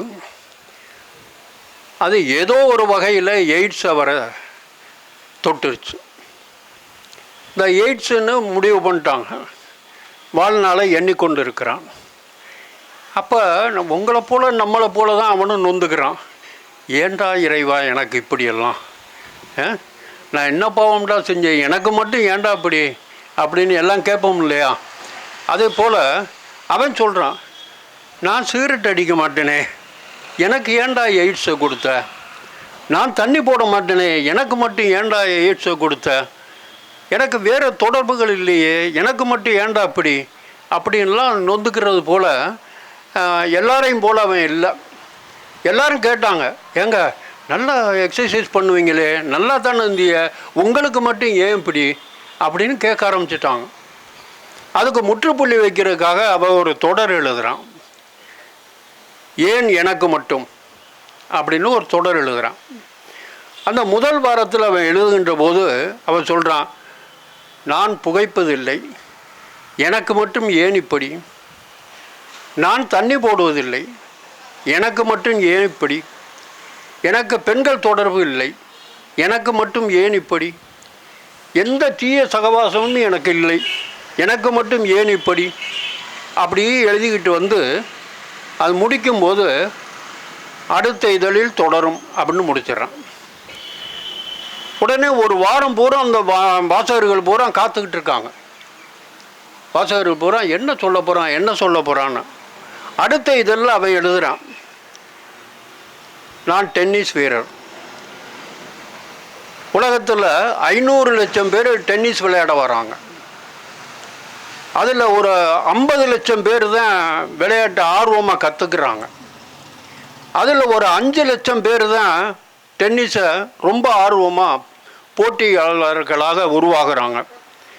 அந்த 5 லட்சம் பேரில் 50,000 பேர் தான் கீழே போட்டிகளில் ப்ரொஃபஷனலாக விளையாட ஆரம்பிக்கிறாங்க. அந்த 50,000 பேரில் 5,000 பேர்கள் தான் இந்த கிராண்ட் ஸ்லாம்ங்கிற போட்டி அளவுக்கு வராங்க. அந்த 5,000 பேர்களில் வெறும் சொற்பமான பேர்கள் தான் போட்டிக்கு வராங்க. காலிறுதி போட்டிக்கு வருகின்ற போது 4 பேர் தான் வராங்க. அரையிறுதிக்கு போகும்போது 2 பேர் தான் வராங்க. அதுலேயும் ஒருவனாக எஞ்சி இருக்கின்ற ஒரே ஒருவன் தான் சாம்பியன் ஆகிறான். அந்த வாய்ப்பை எனக்கு மட்டும் ஏன் கொடுத்தா இறைவா என்று நான் கேட்கவில்லையே. அவன் சொல்கிறான், அதை நான் கேட்கலையே. இந்த 5 லட்சம் பேர் 50 லட்சம் பேர் விளையாண்டாங்க, 500 லட்சம் பேர் விளையாண்டாங்களே, 50 லட்சம் பேர் விளையாண்டாங்களே, 50,000 பேர் விளையாண்டாங்களே, அப்படி எல்லாம் சொல்லி வந்து கடைசியில் 4 பேர் கால இறுதிக்கு வந்தார்கள், 2 பேர் அரை இறுதிக்கு வந்தார்கள். ஒரே ஒருவன் தானே சாம்பியன் ஆக முடிந்தான். அந்த ஒருவனாக என்னை மட்டும் ஏன் தேர்ந்தெடுத்தாய் என்று நான் இறைவனிடம் கேட்கவில்லை. அப்படி இருக்கின்ற போது இப்படி என்னை மட்டும் ஏன் என்று நான் நொந்து கொள்வதிலே அர்த்தமில்லை, எனவே நான் கேட்கவில்லைன்னு சொன்னான். அது ஒரு நல்ல ஒரு இதாக இருந்தது இல்லையா? அந்த ஒரு நல்ல கதையை அதை ஒரு நூல் வெளியீட்டு விழாவாக, இது தலைப்பெல்லாம் அறிவிச்சிட்டேன். கடைசி நாள் 13ஆம் தேதி அந்த நாளில் ஒரு புத்தக வெளியீட்டு விழா, தந்தானே ஈனா. அவருடைய நூல் வெளியீட்டு விழாவுக்காக போகிறேன். மேடையில் உட்கார்ந்துருக்கின்ற ஒரு புத்தகத்தை தருகிறான். அந்த புத்தகத்தை புரட்டி கொண்டிருக்கிறேன். இடையிலே ஒரு கதையை வாசிக்கிறேன். 25வது கதையாக இந்த கதை இருக்கிறது இல்லையா? நான் அதே மேடையிலே சொன்னேன், இன்றைக்கி தான் கடைசி நாள், ஏன் இப்படி எல்லாம் என்று சொல்லி தற்செயலாக புரட்டுகிறேன். இந்த கதை என் பார்வையிலே சிக்குகிறது, ஒரு நல்ல முடிவாக இருக்கிறது அப்படின்னு சொல்லி ரொம்ப மகிழ்ச்சியோடு அதை குறிப்பிட்டேன். அந்த இதில் எத்தனை பேர்களை எப்படியெல்லாம் சிந்திக்க வச்சுருக்கிறேன்னு பிரமிப்பாக இருக்குது. ஆனால் வந்திருக்கிறவங்க பூரா வெளியூர்லேருந்து வந்து எழுதியிருக்கிறாங்களே, பரிசு வாங்குகிறாங்களே அப்படின்னு எனக்கு கொஞ்சம் பொறாமையாக கூட இருக்குது. ஜோதிகா வாங்கிறதுல எனக்கு சந்தோஷம், பாஸ்கரன் வாங்கிறதுல எனக்கு சந்தோஷம், பழனிக்குமார் கட்டுரையாளராக வருவதில் எனக்கு சந்தோஷம். ஆனால் எங்கோ முகம் தெரியாமல் இருக்கின்ற ஒருவருக்கு அந்த பரிசு கொடுப்பதற்கே அது நமக்கு பெருமை. நம்ம வாசகர் வட்டம் பரிசு கொடுத்ததுங்கிற நமக்கு பெருமை தான். ஆனால் என்னுடைய வாசகர், எங்களுடைய நூலகத்துக்கு வருகின்ற வாசகர்கள் வாங்கணுங்கிறது என்னுடைய ஆசை. இந்த கூட்டுறவு சங்கத்தில் ஒரு டெக்னிக் இருக்குது, அங்கே இருக்கிற ஆடிட்டரிங்கில் இருந்தாங்கன்னா சொல்லி தருவாங்க. டேய், நான் டீ குடித்தேன், செலவு 150 ரூபான்னு எழுதுகிறான். டீ குடித்தேன் 150 ரூபா, மிஞ்சி மிஞ்சி போனால் 50 ரூபா இருக்கும், அவ்வளோதானே. டீ செலவு 150ன்னு எழுதுன்னுமா. என்னென்ன இப்படி சொல்கிறீங்க, ஒரு டீ 10 ரூபா தானே, நீ எழுதுடா. டீ குடித்தேன் 150 ரூபான்னு அப்படின்னா எழுதியாச்சு. அதுக்கு கீழே வந்து அனுமதிக்கப்பட்டதுன்னு போட்டு தலைவர்கிட்ட கையெழுத்து வாங்கிடு. இப்போ நீ தப்பிச்சுக்குவ, அவர் மாட்டிக்குவார். சரி, அடுத்து ஒரு ஒர்க்கிங் கமிட்டி போடுவாங்கள்ல, நிர்வாக குழு கூடும் இல்லையா, அதில் இந்த செலவினங்கள் ஏற்கப்பட்டது அப்படின்னு சொல்லி மெஜாரிட்டி மெம்பர்கிட்ட கையெழுத்து வாங்கிடு. தலைவரும் தப்பிச்சுக்குவார், அந்த நிர்வாக குழு மாட்டிக்கிறோம். ஆண்டு இறுதியில் பொதுக்குழு கூடுவாங்க இல்லையா, அதில் இந்த செலவினங்கள் ஏற்கப்பட்டதுன்னு எழுதி எல்லாத்துக்கிட்டையும் மெஜாரிட்டி கையெழுத்து வாங்கிடு. அப்போ இந்த செலவு உண்மையாகி போயிடும் பொதுக்குழுவில் அப்படின்னு சொல்லி தருவாங்க. அதே போல் உங்கள் அனைவருடைய ஒப்புதலோடு சில மாற்றங்கள், அது தமிழ்நாட்டுக்கு பெரியவங்களாக இருக்கலாம், ஆனால் அந்த வாசகர் வட்டத்தை மதித்து இங்கே வந்து நம்முடைய சிறப்பு விருந்தினர் கையினால் அது வாங்கலை அப்படின்னு சொன்னோம்னா அவர் எவ்வளோ பெரியவராக இருந்தாலும் நமக்கு ஒரு இது இல்லை. அதுக்காக நம்ம கொரியரில் பண்ணிக்கிட்டு இருக்க முடியாது. என் ராசி எப்படின்னா, ஒரே ஒரு சம்பவம் மட்டும் சொல்கிறேன். 108 கவிஞர்களோட ஒரு கவிதை தொகுப்பு வெளியிட்டேன். அந்த 108 கவிஞர்களுக்கும் தலைக்கு 1000 ரூபா தாரேன்னு ஒரு பிரமுகர் சொன்னார். அடுத்த ஆண்டு தலைக்கு 1000 ரூபா தாரேன்னு தயாராக இருக்கிறார். அவர் கேட்டார், எத்தனை பேர் வருவாங்கன்னு கேட்டார். நமக்கு தான் ஒரிஜினல் தெரியும்ல, அதனால் 50லேருந்து 60 பேர் வருவானே அப்படின்னு சொன்னேன். அப்போ இந்தாங்க ஒரு 50 பேருக்கு கவர் கொடுத்துட்டார். 50 கவர்லேயே 50 செக் இருக்குது. அந்த செக்கை கிராஸ் பண்ணியிருக்கு, 50 செக் இருக்குது. நான் 50 பேர்களோட அந்த 50 கவரோடு மேடையில் நிற்கிறேன், வாங்க வாங்கன்னு வாசிக்கிறேன். 17 பேர் தான் அரங்கத்தில் இருக்காங்க, 17 பேர் தான் இருக்கிறாங்க. எனக்கு எவ்வளோ பெரிய தலைக்குனிவு. 108 பேர் இங்கே, 17 பேர் இங்கே. மிச்சம் இருக்கிறவங்களுக்கு என்ன செய்ய? பாக்கி இருக்கிற அத்தனை பேர்களுக்கும் 60 ரூபா செலவு பண்ணி ஒவ்வொருத்தருக்கும் கொரியரில் நான் தான் அந்த செக் அனுப்பிச்சி வச்சேன். அது என்னுடைய ராசி பலன். அதற்கு பிறகு இந்த 50 பேர்களுக்கு அனுப்பிச்சிட்டேன், இன்னொருக்கு அனுப்பிச்சிருக்கேன், பட்டியலை அவர்கிட்ட சேர்த்துட்டேன். அந்த தபால் செலவு என்னுடைய தலையில். அது முடிஞ்ச ஒரு வாரம் கழித்து எனக்கு வருகின்ற அலைபேசியெல்லாம் எங்கே பணம் எங்கே வராதவங்க, அவனுக்கு கொடுத்துருக்கீல்ல 108 பேர்களில் பாக்கி இருக்கிற 58 பேர் என் பக்கம் திரும்பிட்டா எங்கே பணம் எங்கே அப்படின்னு கேட்க ஆரம்பிச்சிட்டாங்க. அப்படி ஒரு நிலைக்கு நான் ஆளாகிடக்கூடாது அப்படிங்கிறதுனால ஒட்டுமொத்த பணியையும் உங்கள் மேலே போட்டேன். உங்கள் முன்னிலையில் இங்கே வந்திருக்கிறவங்களுக்கு பரிசு கொடுக்க காத்திருக்கிறேன். இதோட என்னன்னு கேட்டால், நான் எப்போவுமே வெளிப்படையாக பேசுவேன், ஒளிமறைவு இருக்காது என்கிட்ட. ஒரு பைசாவும் கூட பொய்யாக இருக்கின்ற தகவல் இருக்காது. அதனால் வெள்ளையாக பேசிடுவோமே, நம்ம ரங்கம் தானே இல்லையாம்மா, சரி பேசிடலாம். நான் ரொம்ப மதிக்கிறவர். அவர் ஒரு கட்டுரை கொண்டாந்து கொடுக்குறார். அது படித்து பார்க்குறேன். நான் எதையும் படிக்க மாட்டேன், ஆனால் நான் மதிக்கின்ற அவர் கொடுத்துறார். தம்பி படிச்சிங்களா, படிச்சிங்களா, சரிங்கய்யா படிக்கிறையா, வாங்கி வச்சுட்டேன். ஒரு 2 நாள் ஆச்சு. 2 நாள் கழித்து அவர் சொல்கிறாரு, இந்த கட்டுரையை நான் எதிலையா சேர்க்க, சிறுகதையா கட்டுரையான்னு கேட்குறேன். சிறுகதையில் சேர்க்கவா கட்டுரையில் சேர்க்கவான்னு? 2லையும் சேர்த்துக்குங்க. 2லையும் சேர்த்துக்கிட்டேன். அவர் வேறு எங்கேயும் போகல, இங்கே தான் இருக்கிறார். நான் மதிக்கின்ற பெரியவர். அவருக்கு வயசு 87 வயசு. அமர்ந்திருக்கிற என்னுடைய மரியாதைக்குரிய ஆசான். அவர் ராத்திரி எந்த நேரம், இரவு பகலாக எந்த நேரத்தில் தட்டி எழுப்பினாலும் சரிதான், ஒரு ஆங்கில சொல் அவர் வாயிலிருந்து வராது. இன்றல்ல நேற்றல்ல, நான் அவரோடு 30 ஆண்டுகளுக்கு மேலாக பழகியிருக்கிறேன். ஒரு ஆங்கில சொல் கலப்பில்லாமல் பேசுவார் தமிழில். நாம் அதுவும் அப்படித்தான் இருக்கணும்னு வற்புறுத்துவார் விடாப்பிடிவாதமாக. இல்லைன்னா முடியாது அப்படின்றவர். அந்த அளவுக்கு ஆர்வமானவர், தனித்தமிழ் மீது பற்று கொண்டவர். அவர் கட்டுரை எழுதினார். நான் கட்டுரைக்கும் செலெக்ஷன் அனுப்பிச்சிட்டேன், சிறுகதைக்கும் அனுப்பிச்சிட்டேன். அது 2லையுமே அவருடைய மரியாதைகள் அவங்களுக்கு தெரியலை. ஏன்னா இந்த தலைப்புக்குள்ளும் வரலை, ஏன் இப்படி இல்லாமல் தலைப்புக்குள்ளேயும் வரல. அது கதையாகவும் இல்லை, கட்டுரையாகவும் இல்லை, ஆனால் நல்ல கருத்துக்கள் இருக்குது. அதை நிராகரிக்க முடியல. அதை அவங்களையெல்லாம் தள்ளி விட்டுட்டு உங்கள் சார்பிலே உங்களுடைய ஒப்புதலோடு அவருக்கு ஒரு சிறப்பு பரிசை வழங்க வேண்டும் என்று முடிவு செய்திருக்கிறோம். அதை நம்முடைய மரியாதைக்குரிய பேரூராட்சி மன்றத்தினுடைய உறுப்பினர் அவர்கள், பிளாசா பள்ளியினுடைய முதல்வர் அவர்கள் வழங்குவார்கள்.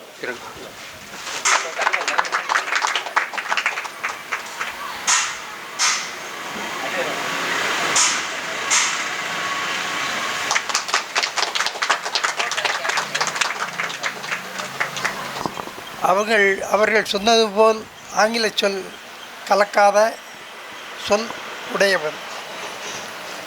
எந்த மொழிக்கும் எதிரி அல்ல, எல்லா மொழிகளையும் தெரிந்து கொள்ள வேண்டும்.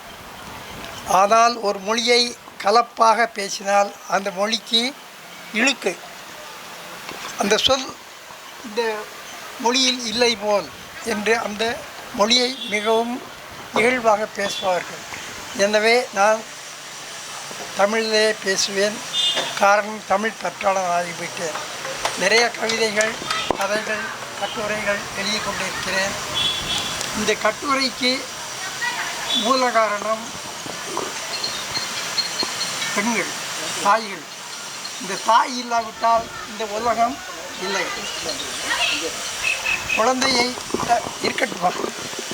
குழந்தையை ஈன்று தருபவர்கள் தாய். அந்த தாய் இல்லாவிட்டால் குழந்தையை ஈன்று தர முடியுமா ஒரு ஆணால்? ஆனால் இருக்கட்டும், விடுங்க. ஆனால் இந்த தாய்மையை அழிப்பதற்காக சிலர் திட்டம் போட்டு வேலை செய்கிறார்கள். அதை படித்து மிகவும் வேதனைப்பட்டு இந்த கட்டுரையை நான் எழுதினேன். ஆனால் இந்த கட்டுரைக்கு எனக்கு இவ்வளவு பாராட்டு கிடைக்கும் என்று நினைக்கவே இல்லை, எதிர்பார்க்கவே இல்லை. இந்த விழாவை ஏற்பாடு செய்த அனைவர்களுக்கும் மிக்க நன்றி. என்னுடைய உழைப்பு உங்களுக்கு எப்பயுமே உண்டு. நான் எல்லாருக்கும் என்னுடைய பணத்தை செலவழித்து இன்று வரை உதவி செய்து கொண்டு தான் இருக்கிறேன். எந்த பலனும் எதிர்பார்க்க மாட்டேன் அவர்கிட்ட. அவர்கள் நமக்கு ஏதாவது கொடுத்தாலும் நான் வாங்க மாட்டேன். என்னுடைய உழைப்பு, என்னுடைய காசு. நான் தமிழனாக, ஒரு மனிதனாக இந்த ஒரு உயிரில், இந்த உலகில் ஒரு உயிரினமாக இருக்க வேண்டும் என்று பெருமையோடு நான் வாழ்கின்றேன். அனைவருக்கும் வணக்கம். கலை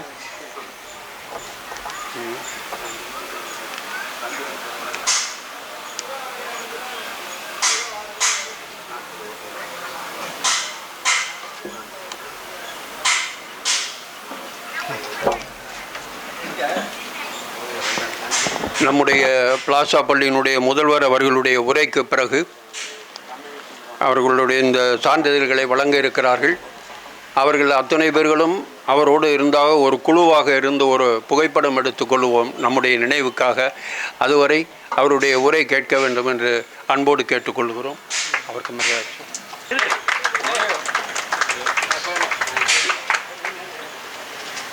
இது தங்களின் சிறப்பான சொற்பொழிவை நிகழ்த்த இருக்கின்ற சகோதரி முதல்வர் பிளாசா பள்ளியின் முதல்வரை அன்புடன் வணங்கி வரவேற்கிறோம்.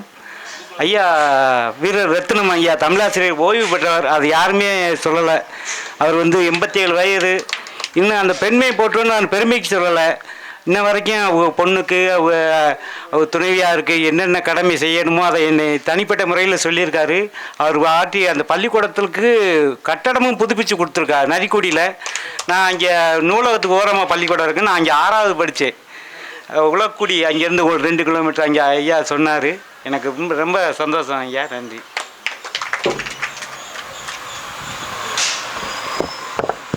அவையோர் அனைவருக்கும் இனிய மதிய வணக்கம். இதனை இவனால் இவன் முடிக்கும் என்றாய்ந்து அதனை அவன்கண் விடல் என்ற வள்ளுவனின் வாக்கிற்கு இலக்கணமாய் திகழக்கூடியவர் நம்முடைய வாசக வட்ட தலைவர் மிஸ்டர் ஜெயச்சந்திரன் சார் அவர்கள். அவருக்கு மிகுந்த ஒரு கரவொலி கொடுக்கலான்னு நினைக்கிறேன். ஏன்னா நம்ம இந்த திருப்பத்தூர் மண்ணில் இவ்வளோ சிறப்பாக ஏன் இப்படியெல்லாம் ஏன் வாசிக்கணும் என்ற தலைப்பை வந்து இதுவரைக்கும் யாரும் எடுத்து நடத்தலை. இது இல்லாமல் இன்னும் நிறைய விஷயங்கள் வந்து சார் பண்ணிகிட்ருக்காங்க. ஒரு 3 மாதத்திற்கு முன் வந்து நான் என்னுடைய பள்ளியில் வந்து ஒரு ப்ரோக்ராம் ஒன்று நடத்தினேன். முப்பெரும் விழா அப்படிங்கிற ஒரு ப்ரோக்ராம் நடத்தினேன். அப்போது சார்கிட்ட நான் காண்டாக்ட் பண்ணேன். எனக்கு ஒரு சிறப்பு விருந்தினர், நல்ல சிறப்பு விருந்தினர்களாக எனக்கு வந்து அறிமுகப்படுத்தி வைங்க சார் அப்படின்னு சொல்லுங்க. சார் சொன்னாங்க, நான் உங்களுக்கு அனுப்பிச்சி விட்றேன் அப்படின்னு சொன்னாங்க. சார் சொன்னதில் எனக்கு அவர் அனுப்பி வைத்த சிறப்பு விருந்தினர்கள் வந்து அவரால் உருவாக்கப்பட்டவர்கள் என்பது அவர்களோட உரையை முடித்த பிறகுதான் எனக்கு தெரிந்தது. அந்த சிறப்பு விருந்தினர்கள் யார் என்றால் பேராசிரியர் ஹேமமாலினி, மாநில பேச்சாளர் பார்கவி கமலநாதன் அவர்கள் சகோதரி, அப்புறம் லக்ஷ்மி அம்மா அவர்களுடைய மகள் சண்முக சிவானி. சார் சொன்னாங்க, பேசிகிட்டு இருக்கையில் நான் வந்து மேடை பேச்சு மாதிரிலாம் பேச மாட்டேங்க. சார் சொன்னாங்க, பேசிகிட்டு இருக்கையில் நான் வந்து ஒரு ஜல்லி சிற்பியெல்லாம் கிடையாது அப்படின்னு சொன்னாங்க. என்றுமே ஜல்லியாக இருந்தாலும் கூழாங்கல்லாக இருந்தாலும் அவைதான் கோபுரமாக உயர்த்தும். சார் வந்து ஒரு சிற்பியாக இருப்பதனால் மட்டுமே சிறந்த பேச்சாளர்களை உருவாக்கி கொண்டிருக்கிறார். அதில் வந்து எங்கள் திருப்பத்தூர் மண்ணுக்கு வந்து மிகுந்த பெருமை. ஜெயச்சந்திரன் சாரை சொல்கிறதுல மிகுந்த பெருமை எங்களுக்கு. நன்றி சார். என்னை இந்த விழாவிற்கு, உலக புத்தக தின விழாவிற்கு பாராட்டு சான்றிதழ் வழங்குவதற்கு சிறப்பு விருந்தினராக அழைத்தமைக்கு மிக்க நன்றி சார். அடுத்து பேசணும்னா, இந்த விழாவை தலைமையேற்று நடத்தியிருக்கின்ற மாவட்ட நூலக அலுவலர் திருஞான சம்பந்தம் சார். திருஞான சம்பந்தம் சாருக்கு என்னோட கையால் பாராட்டு சான்றிதழும் மெடலும் வழங்க வைத்ததற்கு மிக்க நன்றி. அடுத்து பேசணும்னா வாயிஸ் சார். வாயிஸ் சார் வந்து எல்லாரையுமே அறிமுகப்படுத்தினாங்க. அவங்க வந்து இப்போ மட்டும் இல்லை, எனக்கு 25 வருஷத்துக்கு முன்னாடியே சாரை வந்து நல்லா தெரியும். ஏன்னா சாரோட ஸ்டூடெண்ட்டு நான். இப்போ பள்ளி பருவத்தில் வந்து நான் வந்து அதிகமாக இருப்பது மைதானத்தில் மட்டும்தான், வகுப்பறையில் இருக்க மாட்டேன். அதிகமாக மைதானத்தில் இருப்பேன். என்னோடய கிளாஸ் கான்சன்ட்ரேஷன் எல்லாமே வந்து டியூஷன் சென்டரில் தான் இருக்கும். அதுவும் வாய்ஸ் சார்கிட்ட படிக்கையில் தான். வாய்ஸ் சாரோட டியூஷனுக்கு வந்து நான் டைம் தவறாமல் போயிடுவேன், வேகமாக போய் உட்காந்து. ஏன்னா அந்த அளவுக்கு இப்போ வந்து உங்கள் மத்தியில் அவர் வந்து எந்த அளவுக்கு காமெடியாக பேசினாவோ இதை விட சிறப்பாக பேசுவாங்க. அப்போது அந்த அளவுக்கு கிளாஸும் வந்து அவ்வளோ இன்ட்ரெஸ்டாக எடுப்பாங்க. அவர் முன்னாடி இன்னைக்கு வந்து நான் ஒரு சிறப்பு விருந்தினராக பங்கேற்பதில் வந்து மிகுந்த பெருமை அடைகிறேன். ஒவ்வொருத்தரை பற்றியும் அவர் அறிமுகப்படுத்தையில், செல்வி ஜோதிகாவை பற்றி அறிமுகப்படுத்தையில் சூரிய பிரகாசங்கிற மாதிரியும், லக்ஷ்மி மேடத்தை பற்றி அறிமுகப்படுத்தையில் மகாலட்சுமியாகவும், பார்கவி மேடத்தை பற்றி அறிமுகப்படுத்தையிலையும், பாஸ்கரன் சாரை பற்றி அறிமுகப்படுத்தையிலையும், ஒவ்வொருத்தரை பற்றி அறிமுகப்படுத்தலையும் மிக பிரகாசமாக அறிமுகப்படுத்தினார். அவர் மாதிரி ஒருத்தர் வந்து ஒரு அறிஞர்லாம் நமக்கு கிடைக்கிறது வந்து பெரிய விஷயம். இந்த நூலகத்துக்கு அவர் கிடைச்சது வந்து ஒரு பெரிய பொக்கிஷன் தான். நன்றி சார், மனமார்ந்த வாழ்த்துக்கள் சார். உங்கள் மாணவி என்ற முறையில் வாழ்த்துக்களை கூறிக்கொள்கின்றேன். அடுத்து இங்கே வந்திருக்கக்கூடிய அனைத்து நூலக வாசகர்கள் அனைவருக்கும் எங்களுடைய பிளாசா குழுமத்தின் சார்பாக மனமார்ந்த வாழ்த்துக்களை தெரிவித்துக் கொள்கின்றோம். ஜெயகாந்தன் சார் வந்து மிக 25 வருஷமாக இந்த நூலகத்தை வந்து நடத்திட்டு இருக்காங்க. ரொம்ப அருமையாக நடத்திட்டு இருக்காங்க. ஒருவேளை நான் வந்து காவல்துறைக்கு போகலைன்னா இந்த நூலகத்தை வந்து பார்த்துருப்பனோ அப்படிங்கிறது தெரியல. நான் 15 வருஷமாக நான் வந்து காவல்துறையில் பணியாற்றினேன். காவல்துறையில் பணியாற்றி இப்போ கல்வித்துறையில் வந்து பணியாற்றி கொண்டிருக்கின்றேன். என்னை வந்து ஊர்காவல் படையில் பணிபுரியும் கலைஞானம் அவர்களுக்கு வந்து பாராட்டு சான்றிதழ் வழங்க அழைத்தமைக்கு மிக்க நன்றி. ஏன்னா நானும் காவல்துறையில் பணியாற்றினேன். காவல்துறையோட பொறுப்பு என்னங்கிறது தெரியும். ஒரு ஊருக்கு வந்து எல்லை தெய்வம் எந்த அளவுக்கு முக்கியமோ அதே மாதிரி நகர்ப்புறமாக இருந்தாலும் சரி, கிராமப்புறமாக இருந்தாலும் சரி, அந்த ஊர்களுக்கு வந்து காவல்துறை வந்து மிக முக்கியமானது. காவல்துறையோட ஒத்துழைப்போடு தான் அந்த கிராம மக்களாக இருக்கட்டும், நகர்ப்புற மக்களாக இருக்கட்டும் பாதுகாப்போடு இருப்பாங்க. அந்த பணியிலையும் இருந்து கொண்டு இந்த பாராட்டு சான்றிதழையும் இந்த கட்டுரையை ஏன் இப்படியெல்லாம் என்ற கட்டுரையில் பரிசு பெற்றிருப்பது மிக்க மகிழ்ச்சியாக இருக்கிறது. வாழ்த்துக்கள் சார். மற்றும் இங்கு வருகை தந்திருக்கக்கூடிய அனைவருக்கும் என்னுடைய மனமார்ந்த வாழ்த்துக்களை தெரிவித்துக் கொள்கின்றேன். பார்கவி கமலநாதன் மேடத்தை பற்றி நான் சொல்லணும்னு சொன்னால் அவங்க இன்னும் வந்து நிறைய பல மேடைகளில் வாகி சார் சொன்ன மாதிரி பாராளுமன்றத்தில் வந்து அவங்களோட கால் தடம் பதிக்கணும் அப்படிங்கிறது நிதர்சனமான உண்மைதானே சார்? பாராளுமன்றத்தில் வந்து அவர் வந்து கால் தடம் பதிக்கணும். பார்ப்போற்றும் கவிஞனாக மாற வேண்டும். பார்கவி கமலநாதன் வந்து பார்ப்போற்றும் கவிஞனாக மாற வேண்டும். அது மட்டும் அல்லாமல் அவருடைய பேச்சு வந்து இன்னும் பல மேடைகளில் அரங்கேற வேண்டும். நான் வந்த உடனே நாங்கள் 2 பேர் பேசுனதே அதுதான். மேடம், எனக்கு எவ்வளவோ மேடையில் பேசணும்னு ஆசை. பட் ஆனால் வந்து என்னோட 15 வருஷ காலமும் வந்து போலீஸ் டிபார்ட்மெண்ட்டில் போனதுனால என்னால் வந்து இதில் அச்சீவ் பண்ண முடியல. பட் இருந்தாலும் உங்களையெல்லாம் பார்க்கும்போது எனக்கு இன்னும் ஆர்வம் அதிகமாகிட்டே போகுது. ஜெயச்சந்திரன் சார் கிட்ட சொன்னேன், சார் எனக்கு மிகுந்த ஆர்வமாக இருக்குது, என்னை வந்து ஒவ்வொரு நிகழ்ச்சிக்கும் கூப்பிடுங்க, நான் வந்து இன்ட்ரெஸ்டாக வந்து கலந்துக்கிறேன். என்னால் முடியாததை எங்கள் பிளாசா பள்ளி மாணவர்களை ஊக்குவித்து அவர்களை வந்து ஒரு பார்கவியாகவோ ஒரு ஹேம மாலினியாகவோ ஒரு சண்முக சிவானியாகவோ இன்னும் பல மேடைகள் ஏறுவதற்கு இன்னும் உத்வேகமாக அவர்களை உருவாக்குவோம் என்ற நம்பிக்கை இருக்கிறது. அதற்கு எங்களுக்கு உறுதுணையாக மிஸ்டர் ஜெயச்சந்திரன் சார், வாகி சார் போன்ற அறிஞர்கள், அதாவது மறைந்த அறிஞர்கள், அறிஞர் அண்ணாவோ பெரியாரோ இவங்கெல்லாம் வந்து நமக்கு முன்னுதாரணமாக இருக்கக்கூடிய அறிஞர்கள். வாழும் அறிஞர்கள் என்று சொல்ல வேண்டும் என்றால் அது நம்மளுடைய ஜெயச்சந்திரன் சார், வாகி சார், பார்கவி மேடம், பேராசிரியர் ஹேமமாலினி அவர்களை போன்றவர்கள் தான் வாழும் அறிஞர்கள். அவர்களை போன்றவர்களால் மட்டும்தான் இப்போ இருக்கிற குழந்தைங்களை வந்து உருவாக்க முடியும் என்று சொல்லி என்னுடைய உரையை முடித்துக் கொள்கிறேன். நன்றி, வணக்கம்.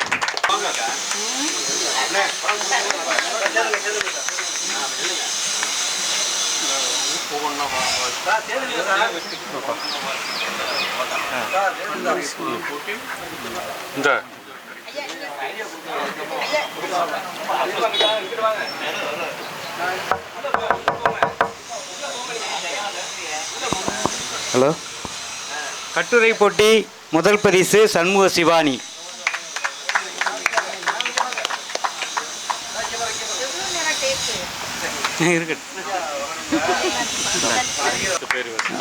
நூலகர் அகிலா சண்முக சிவானிக்காக.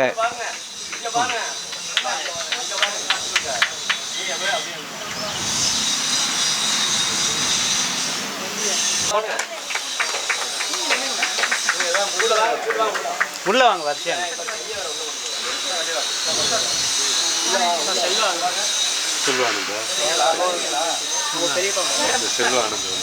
ஓகே.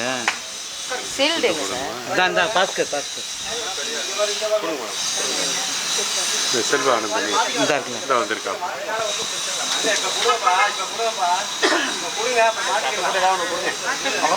அப்புறம் மாத்திக்கலாம். இப்போ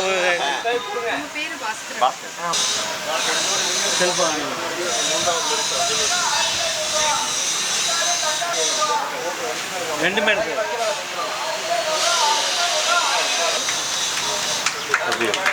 உதயபாரதி. அடுத்து உதயபாரதி வந்திருக்காங்களா? உதயபாரதி. ஓகே.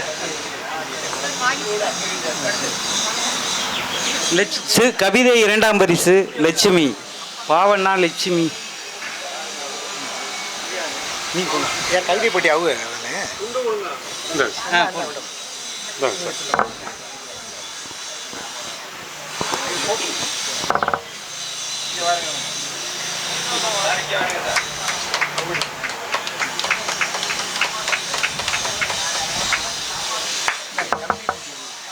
லட்சுமி அதுக்குள்ள வாசிக்க. ஆமாம், அவங்களுக்கு 2ஆவது.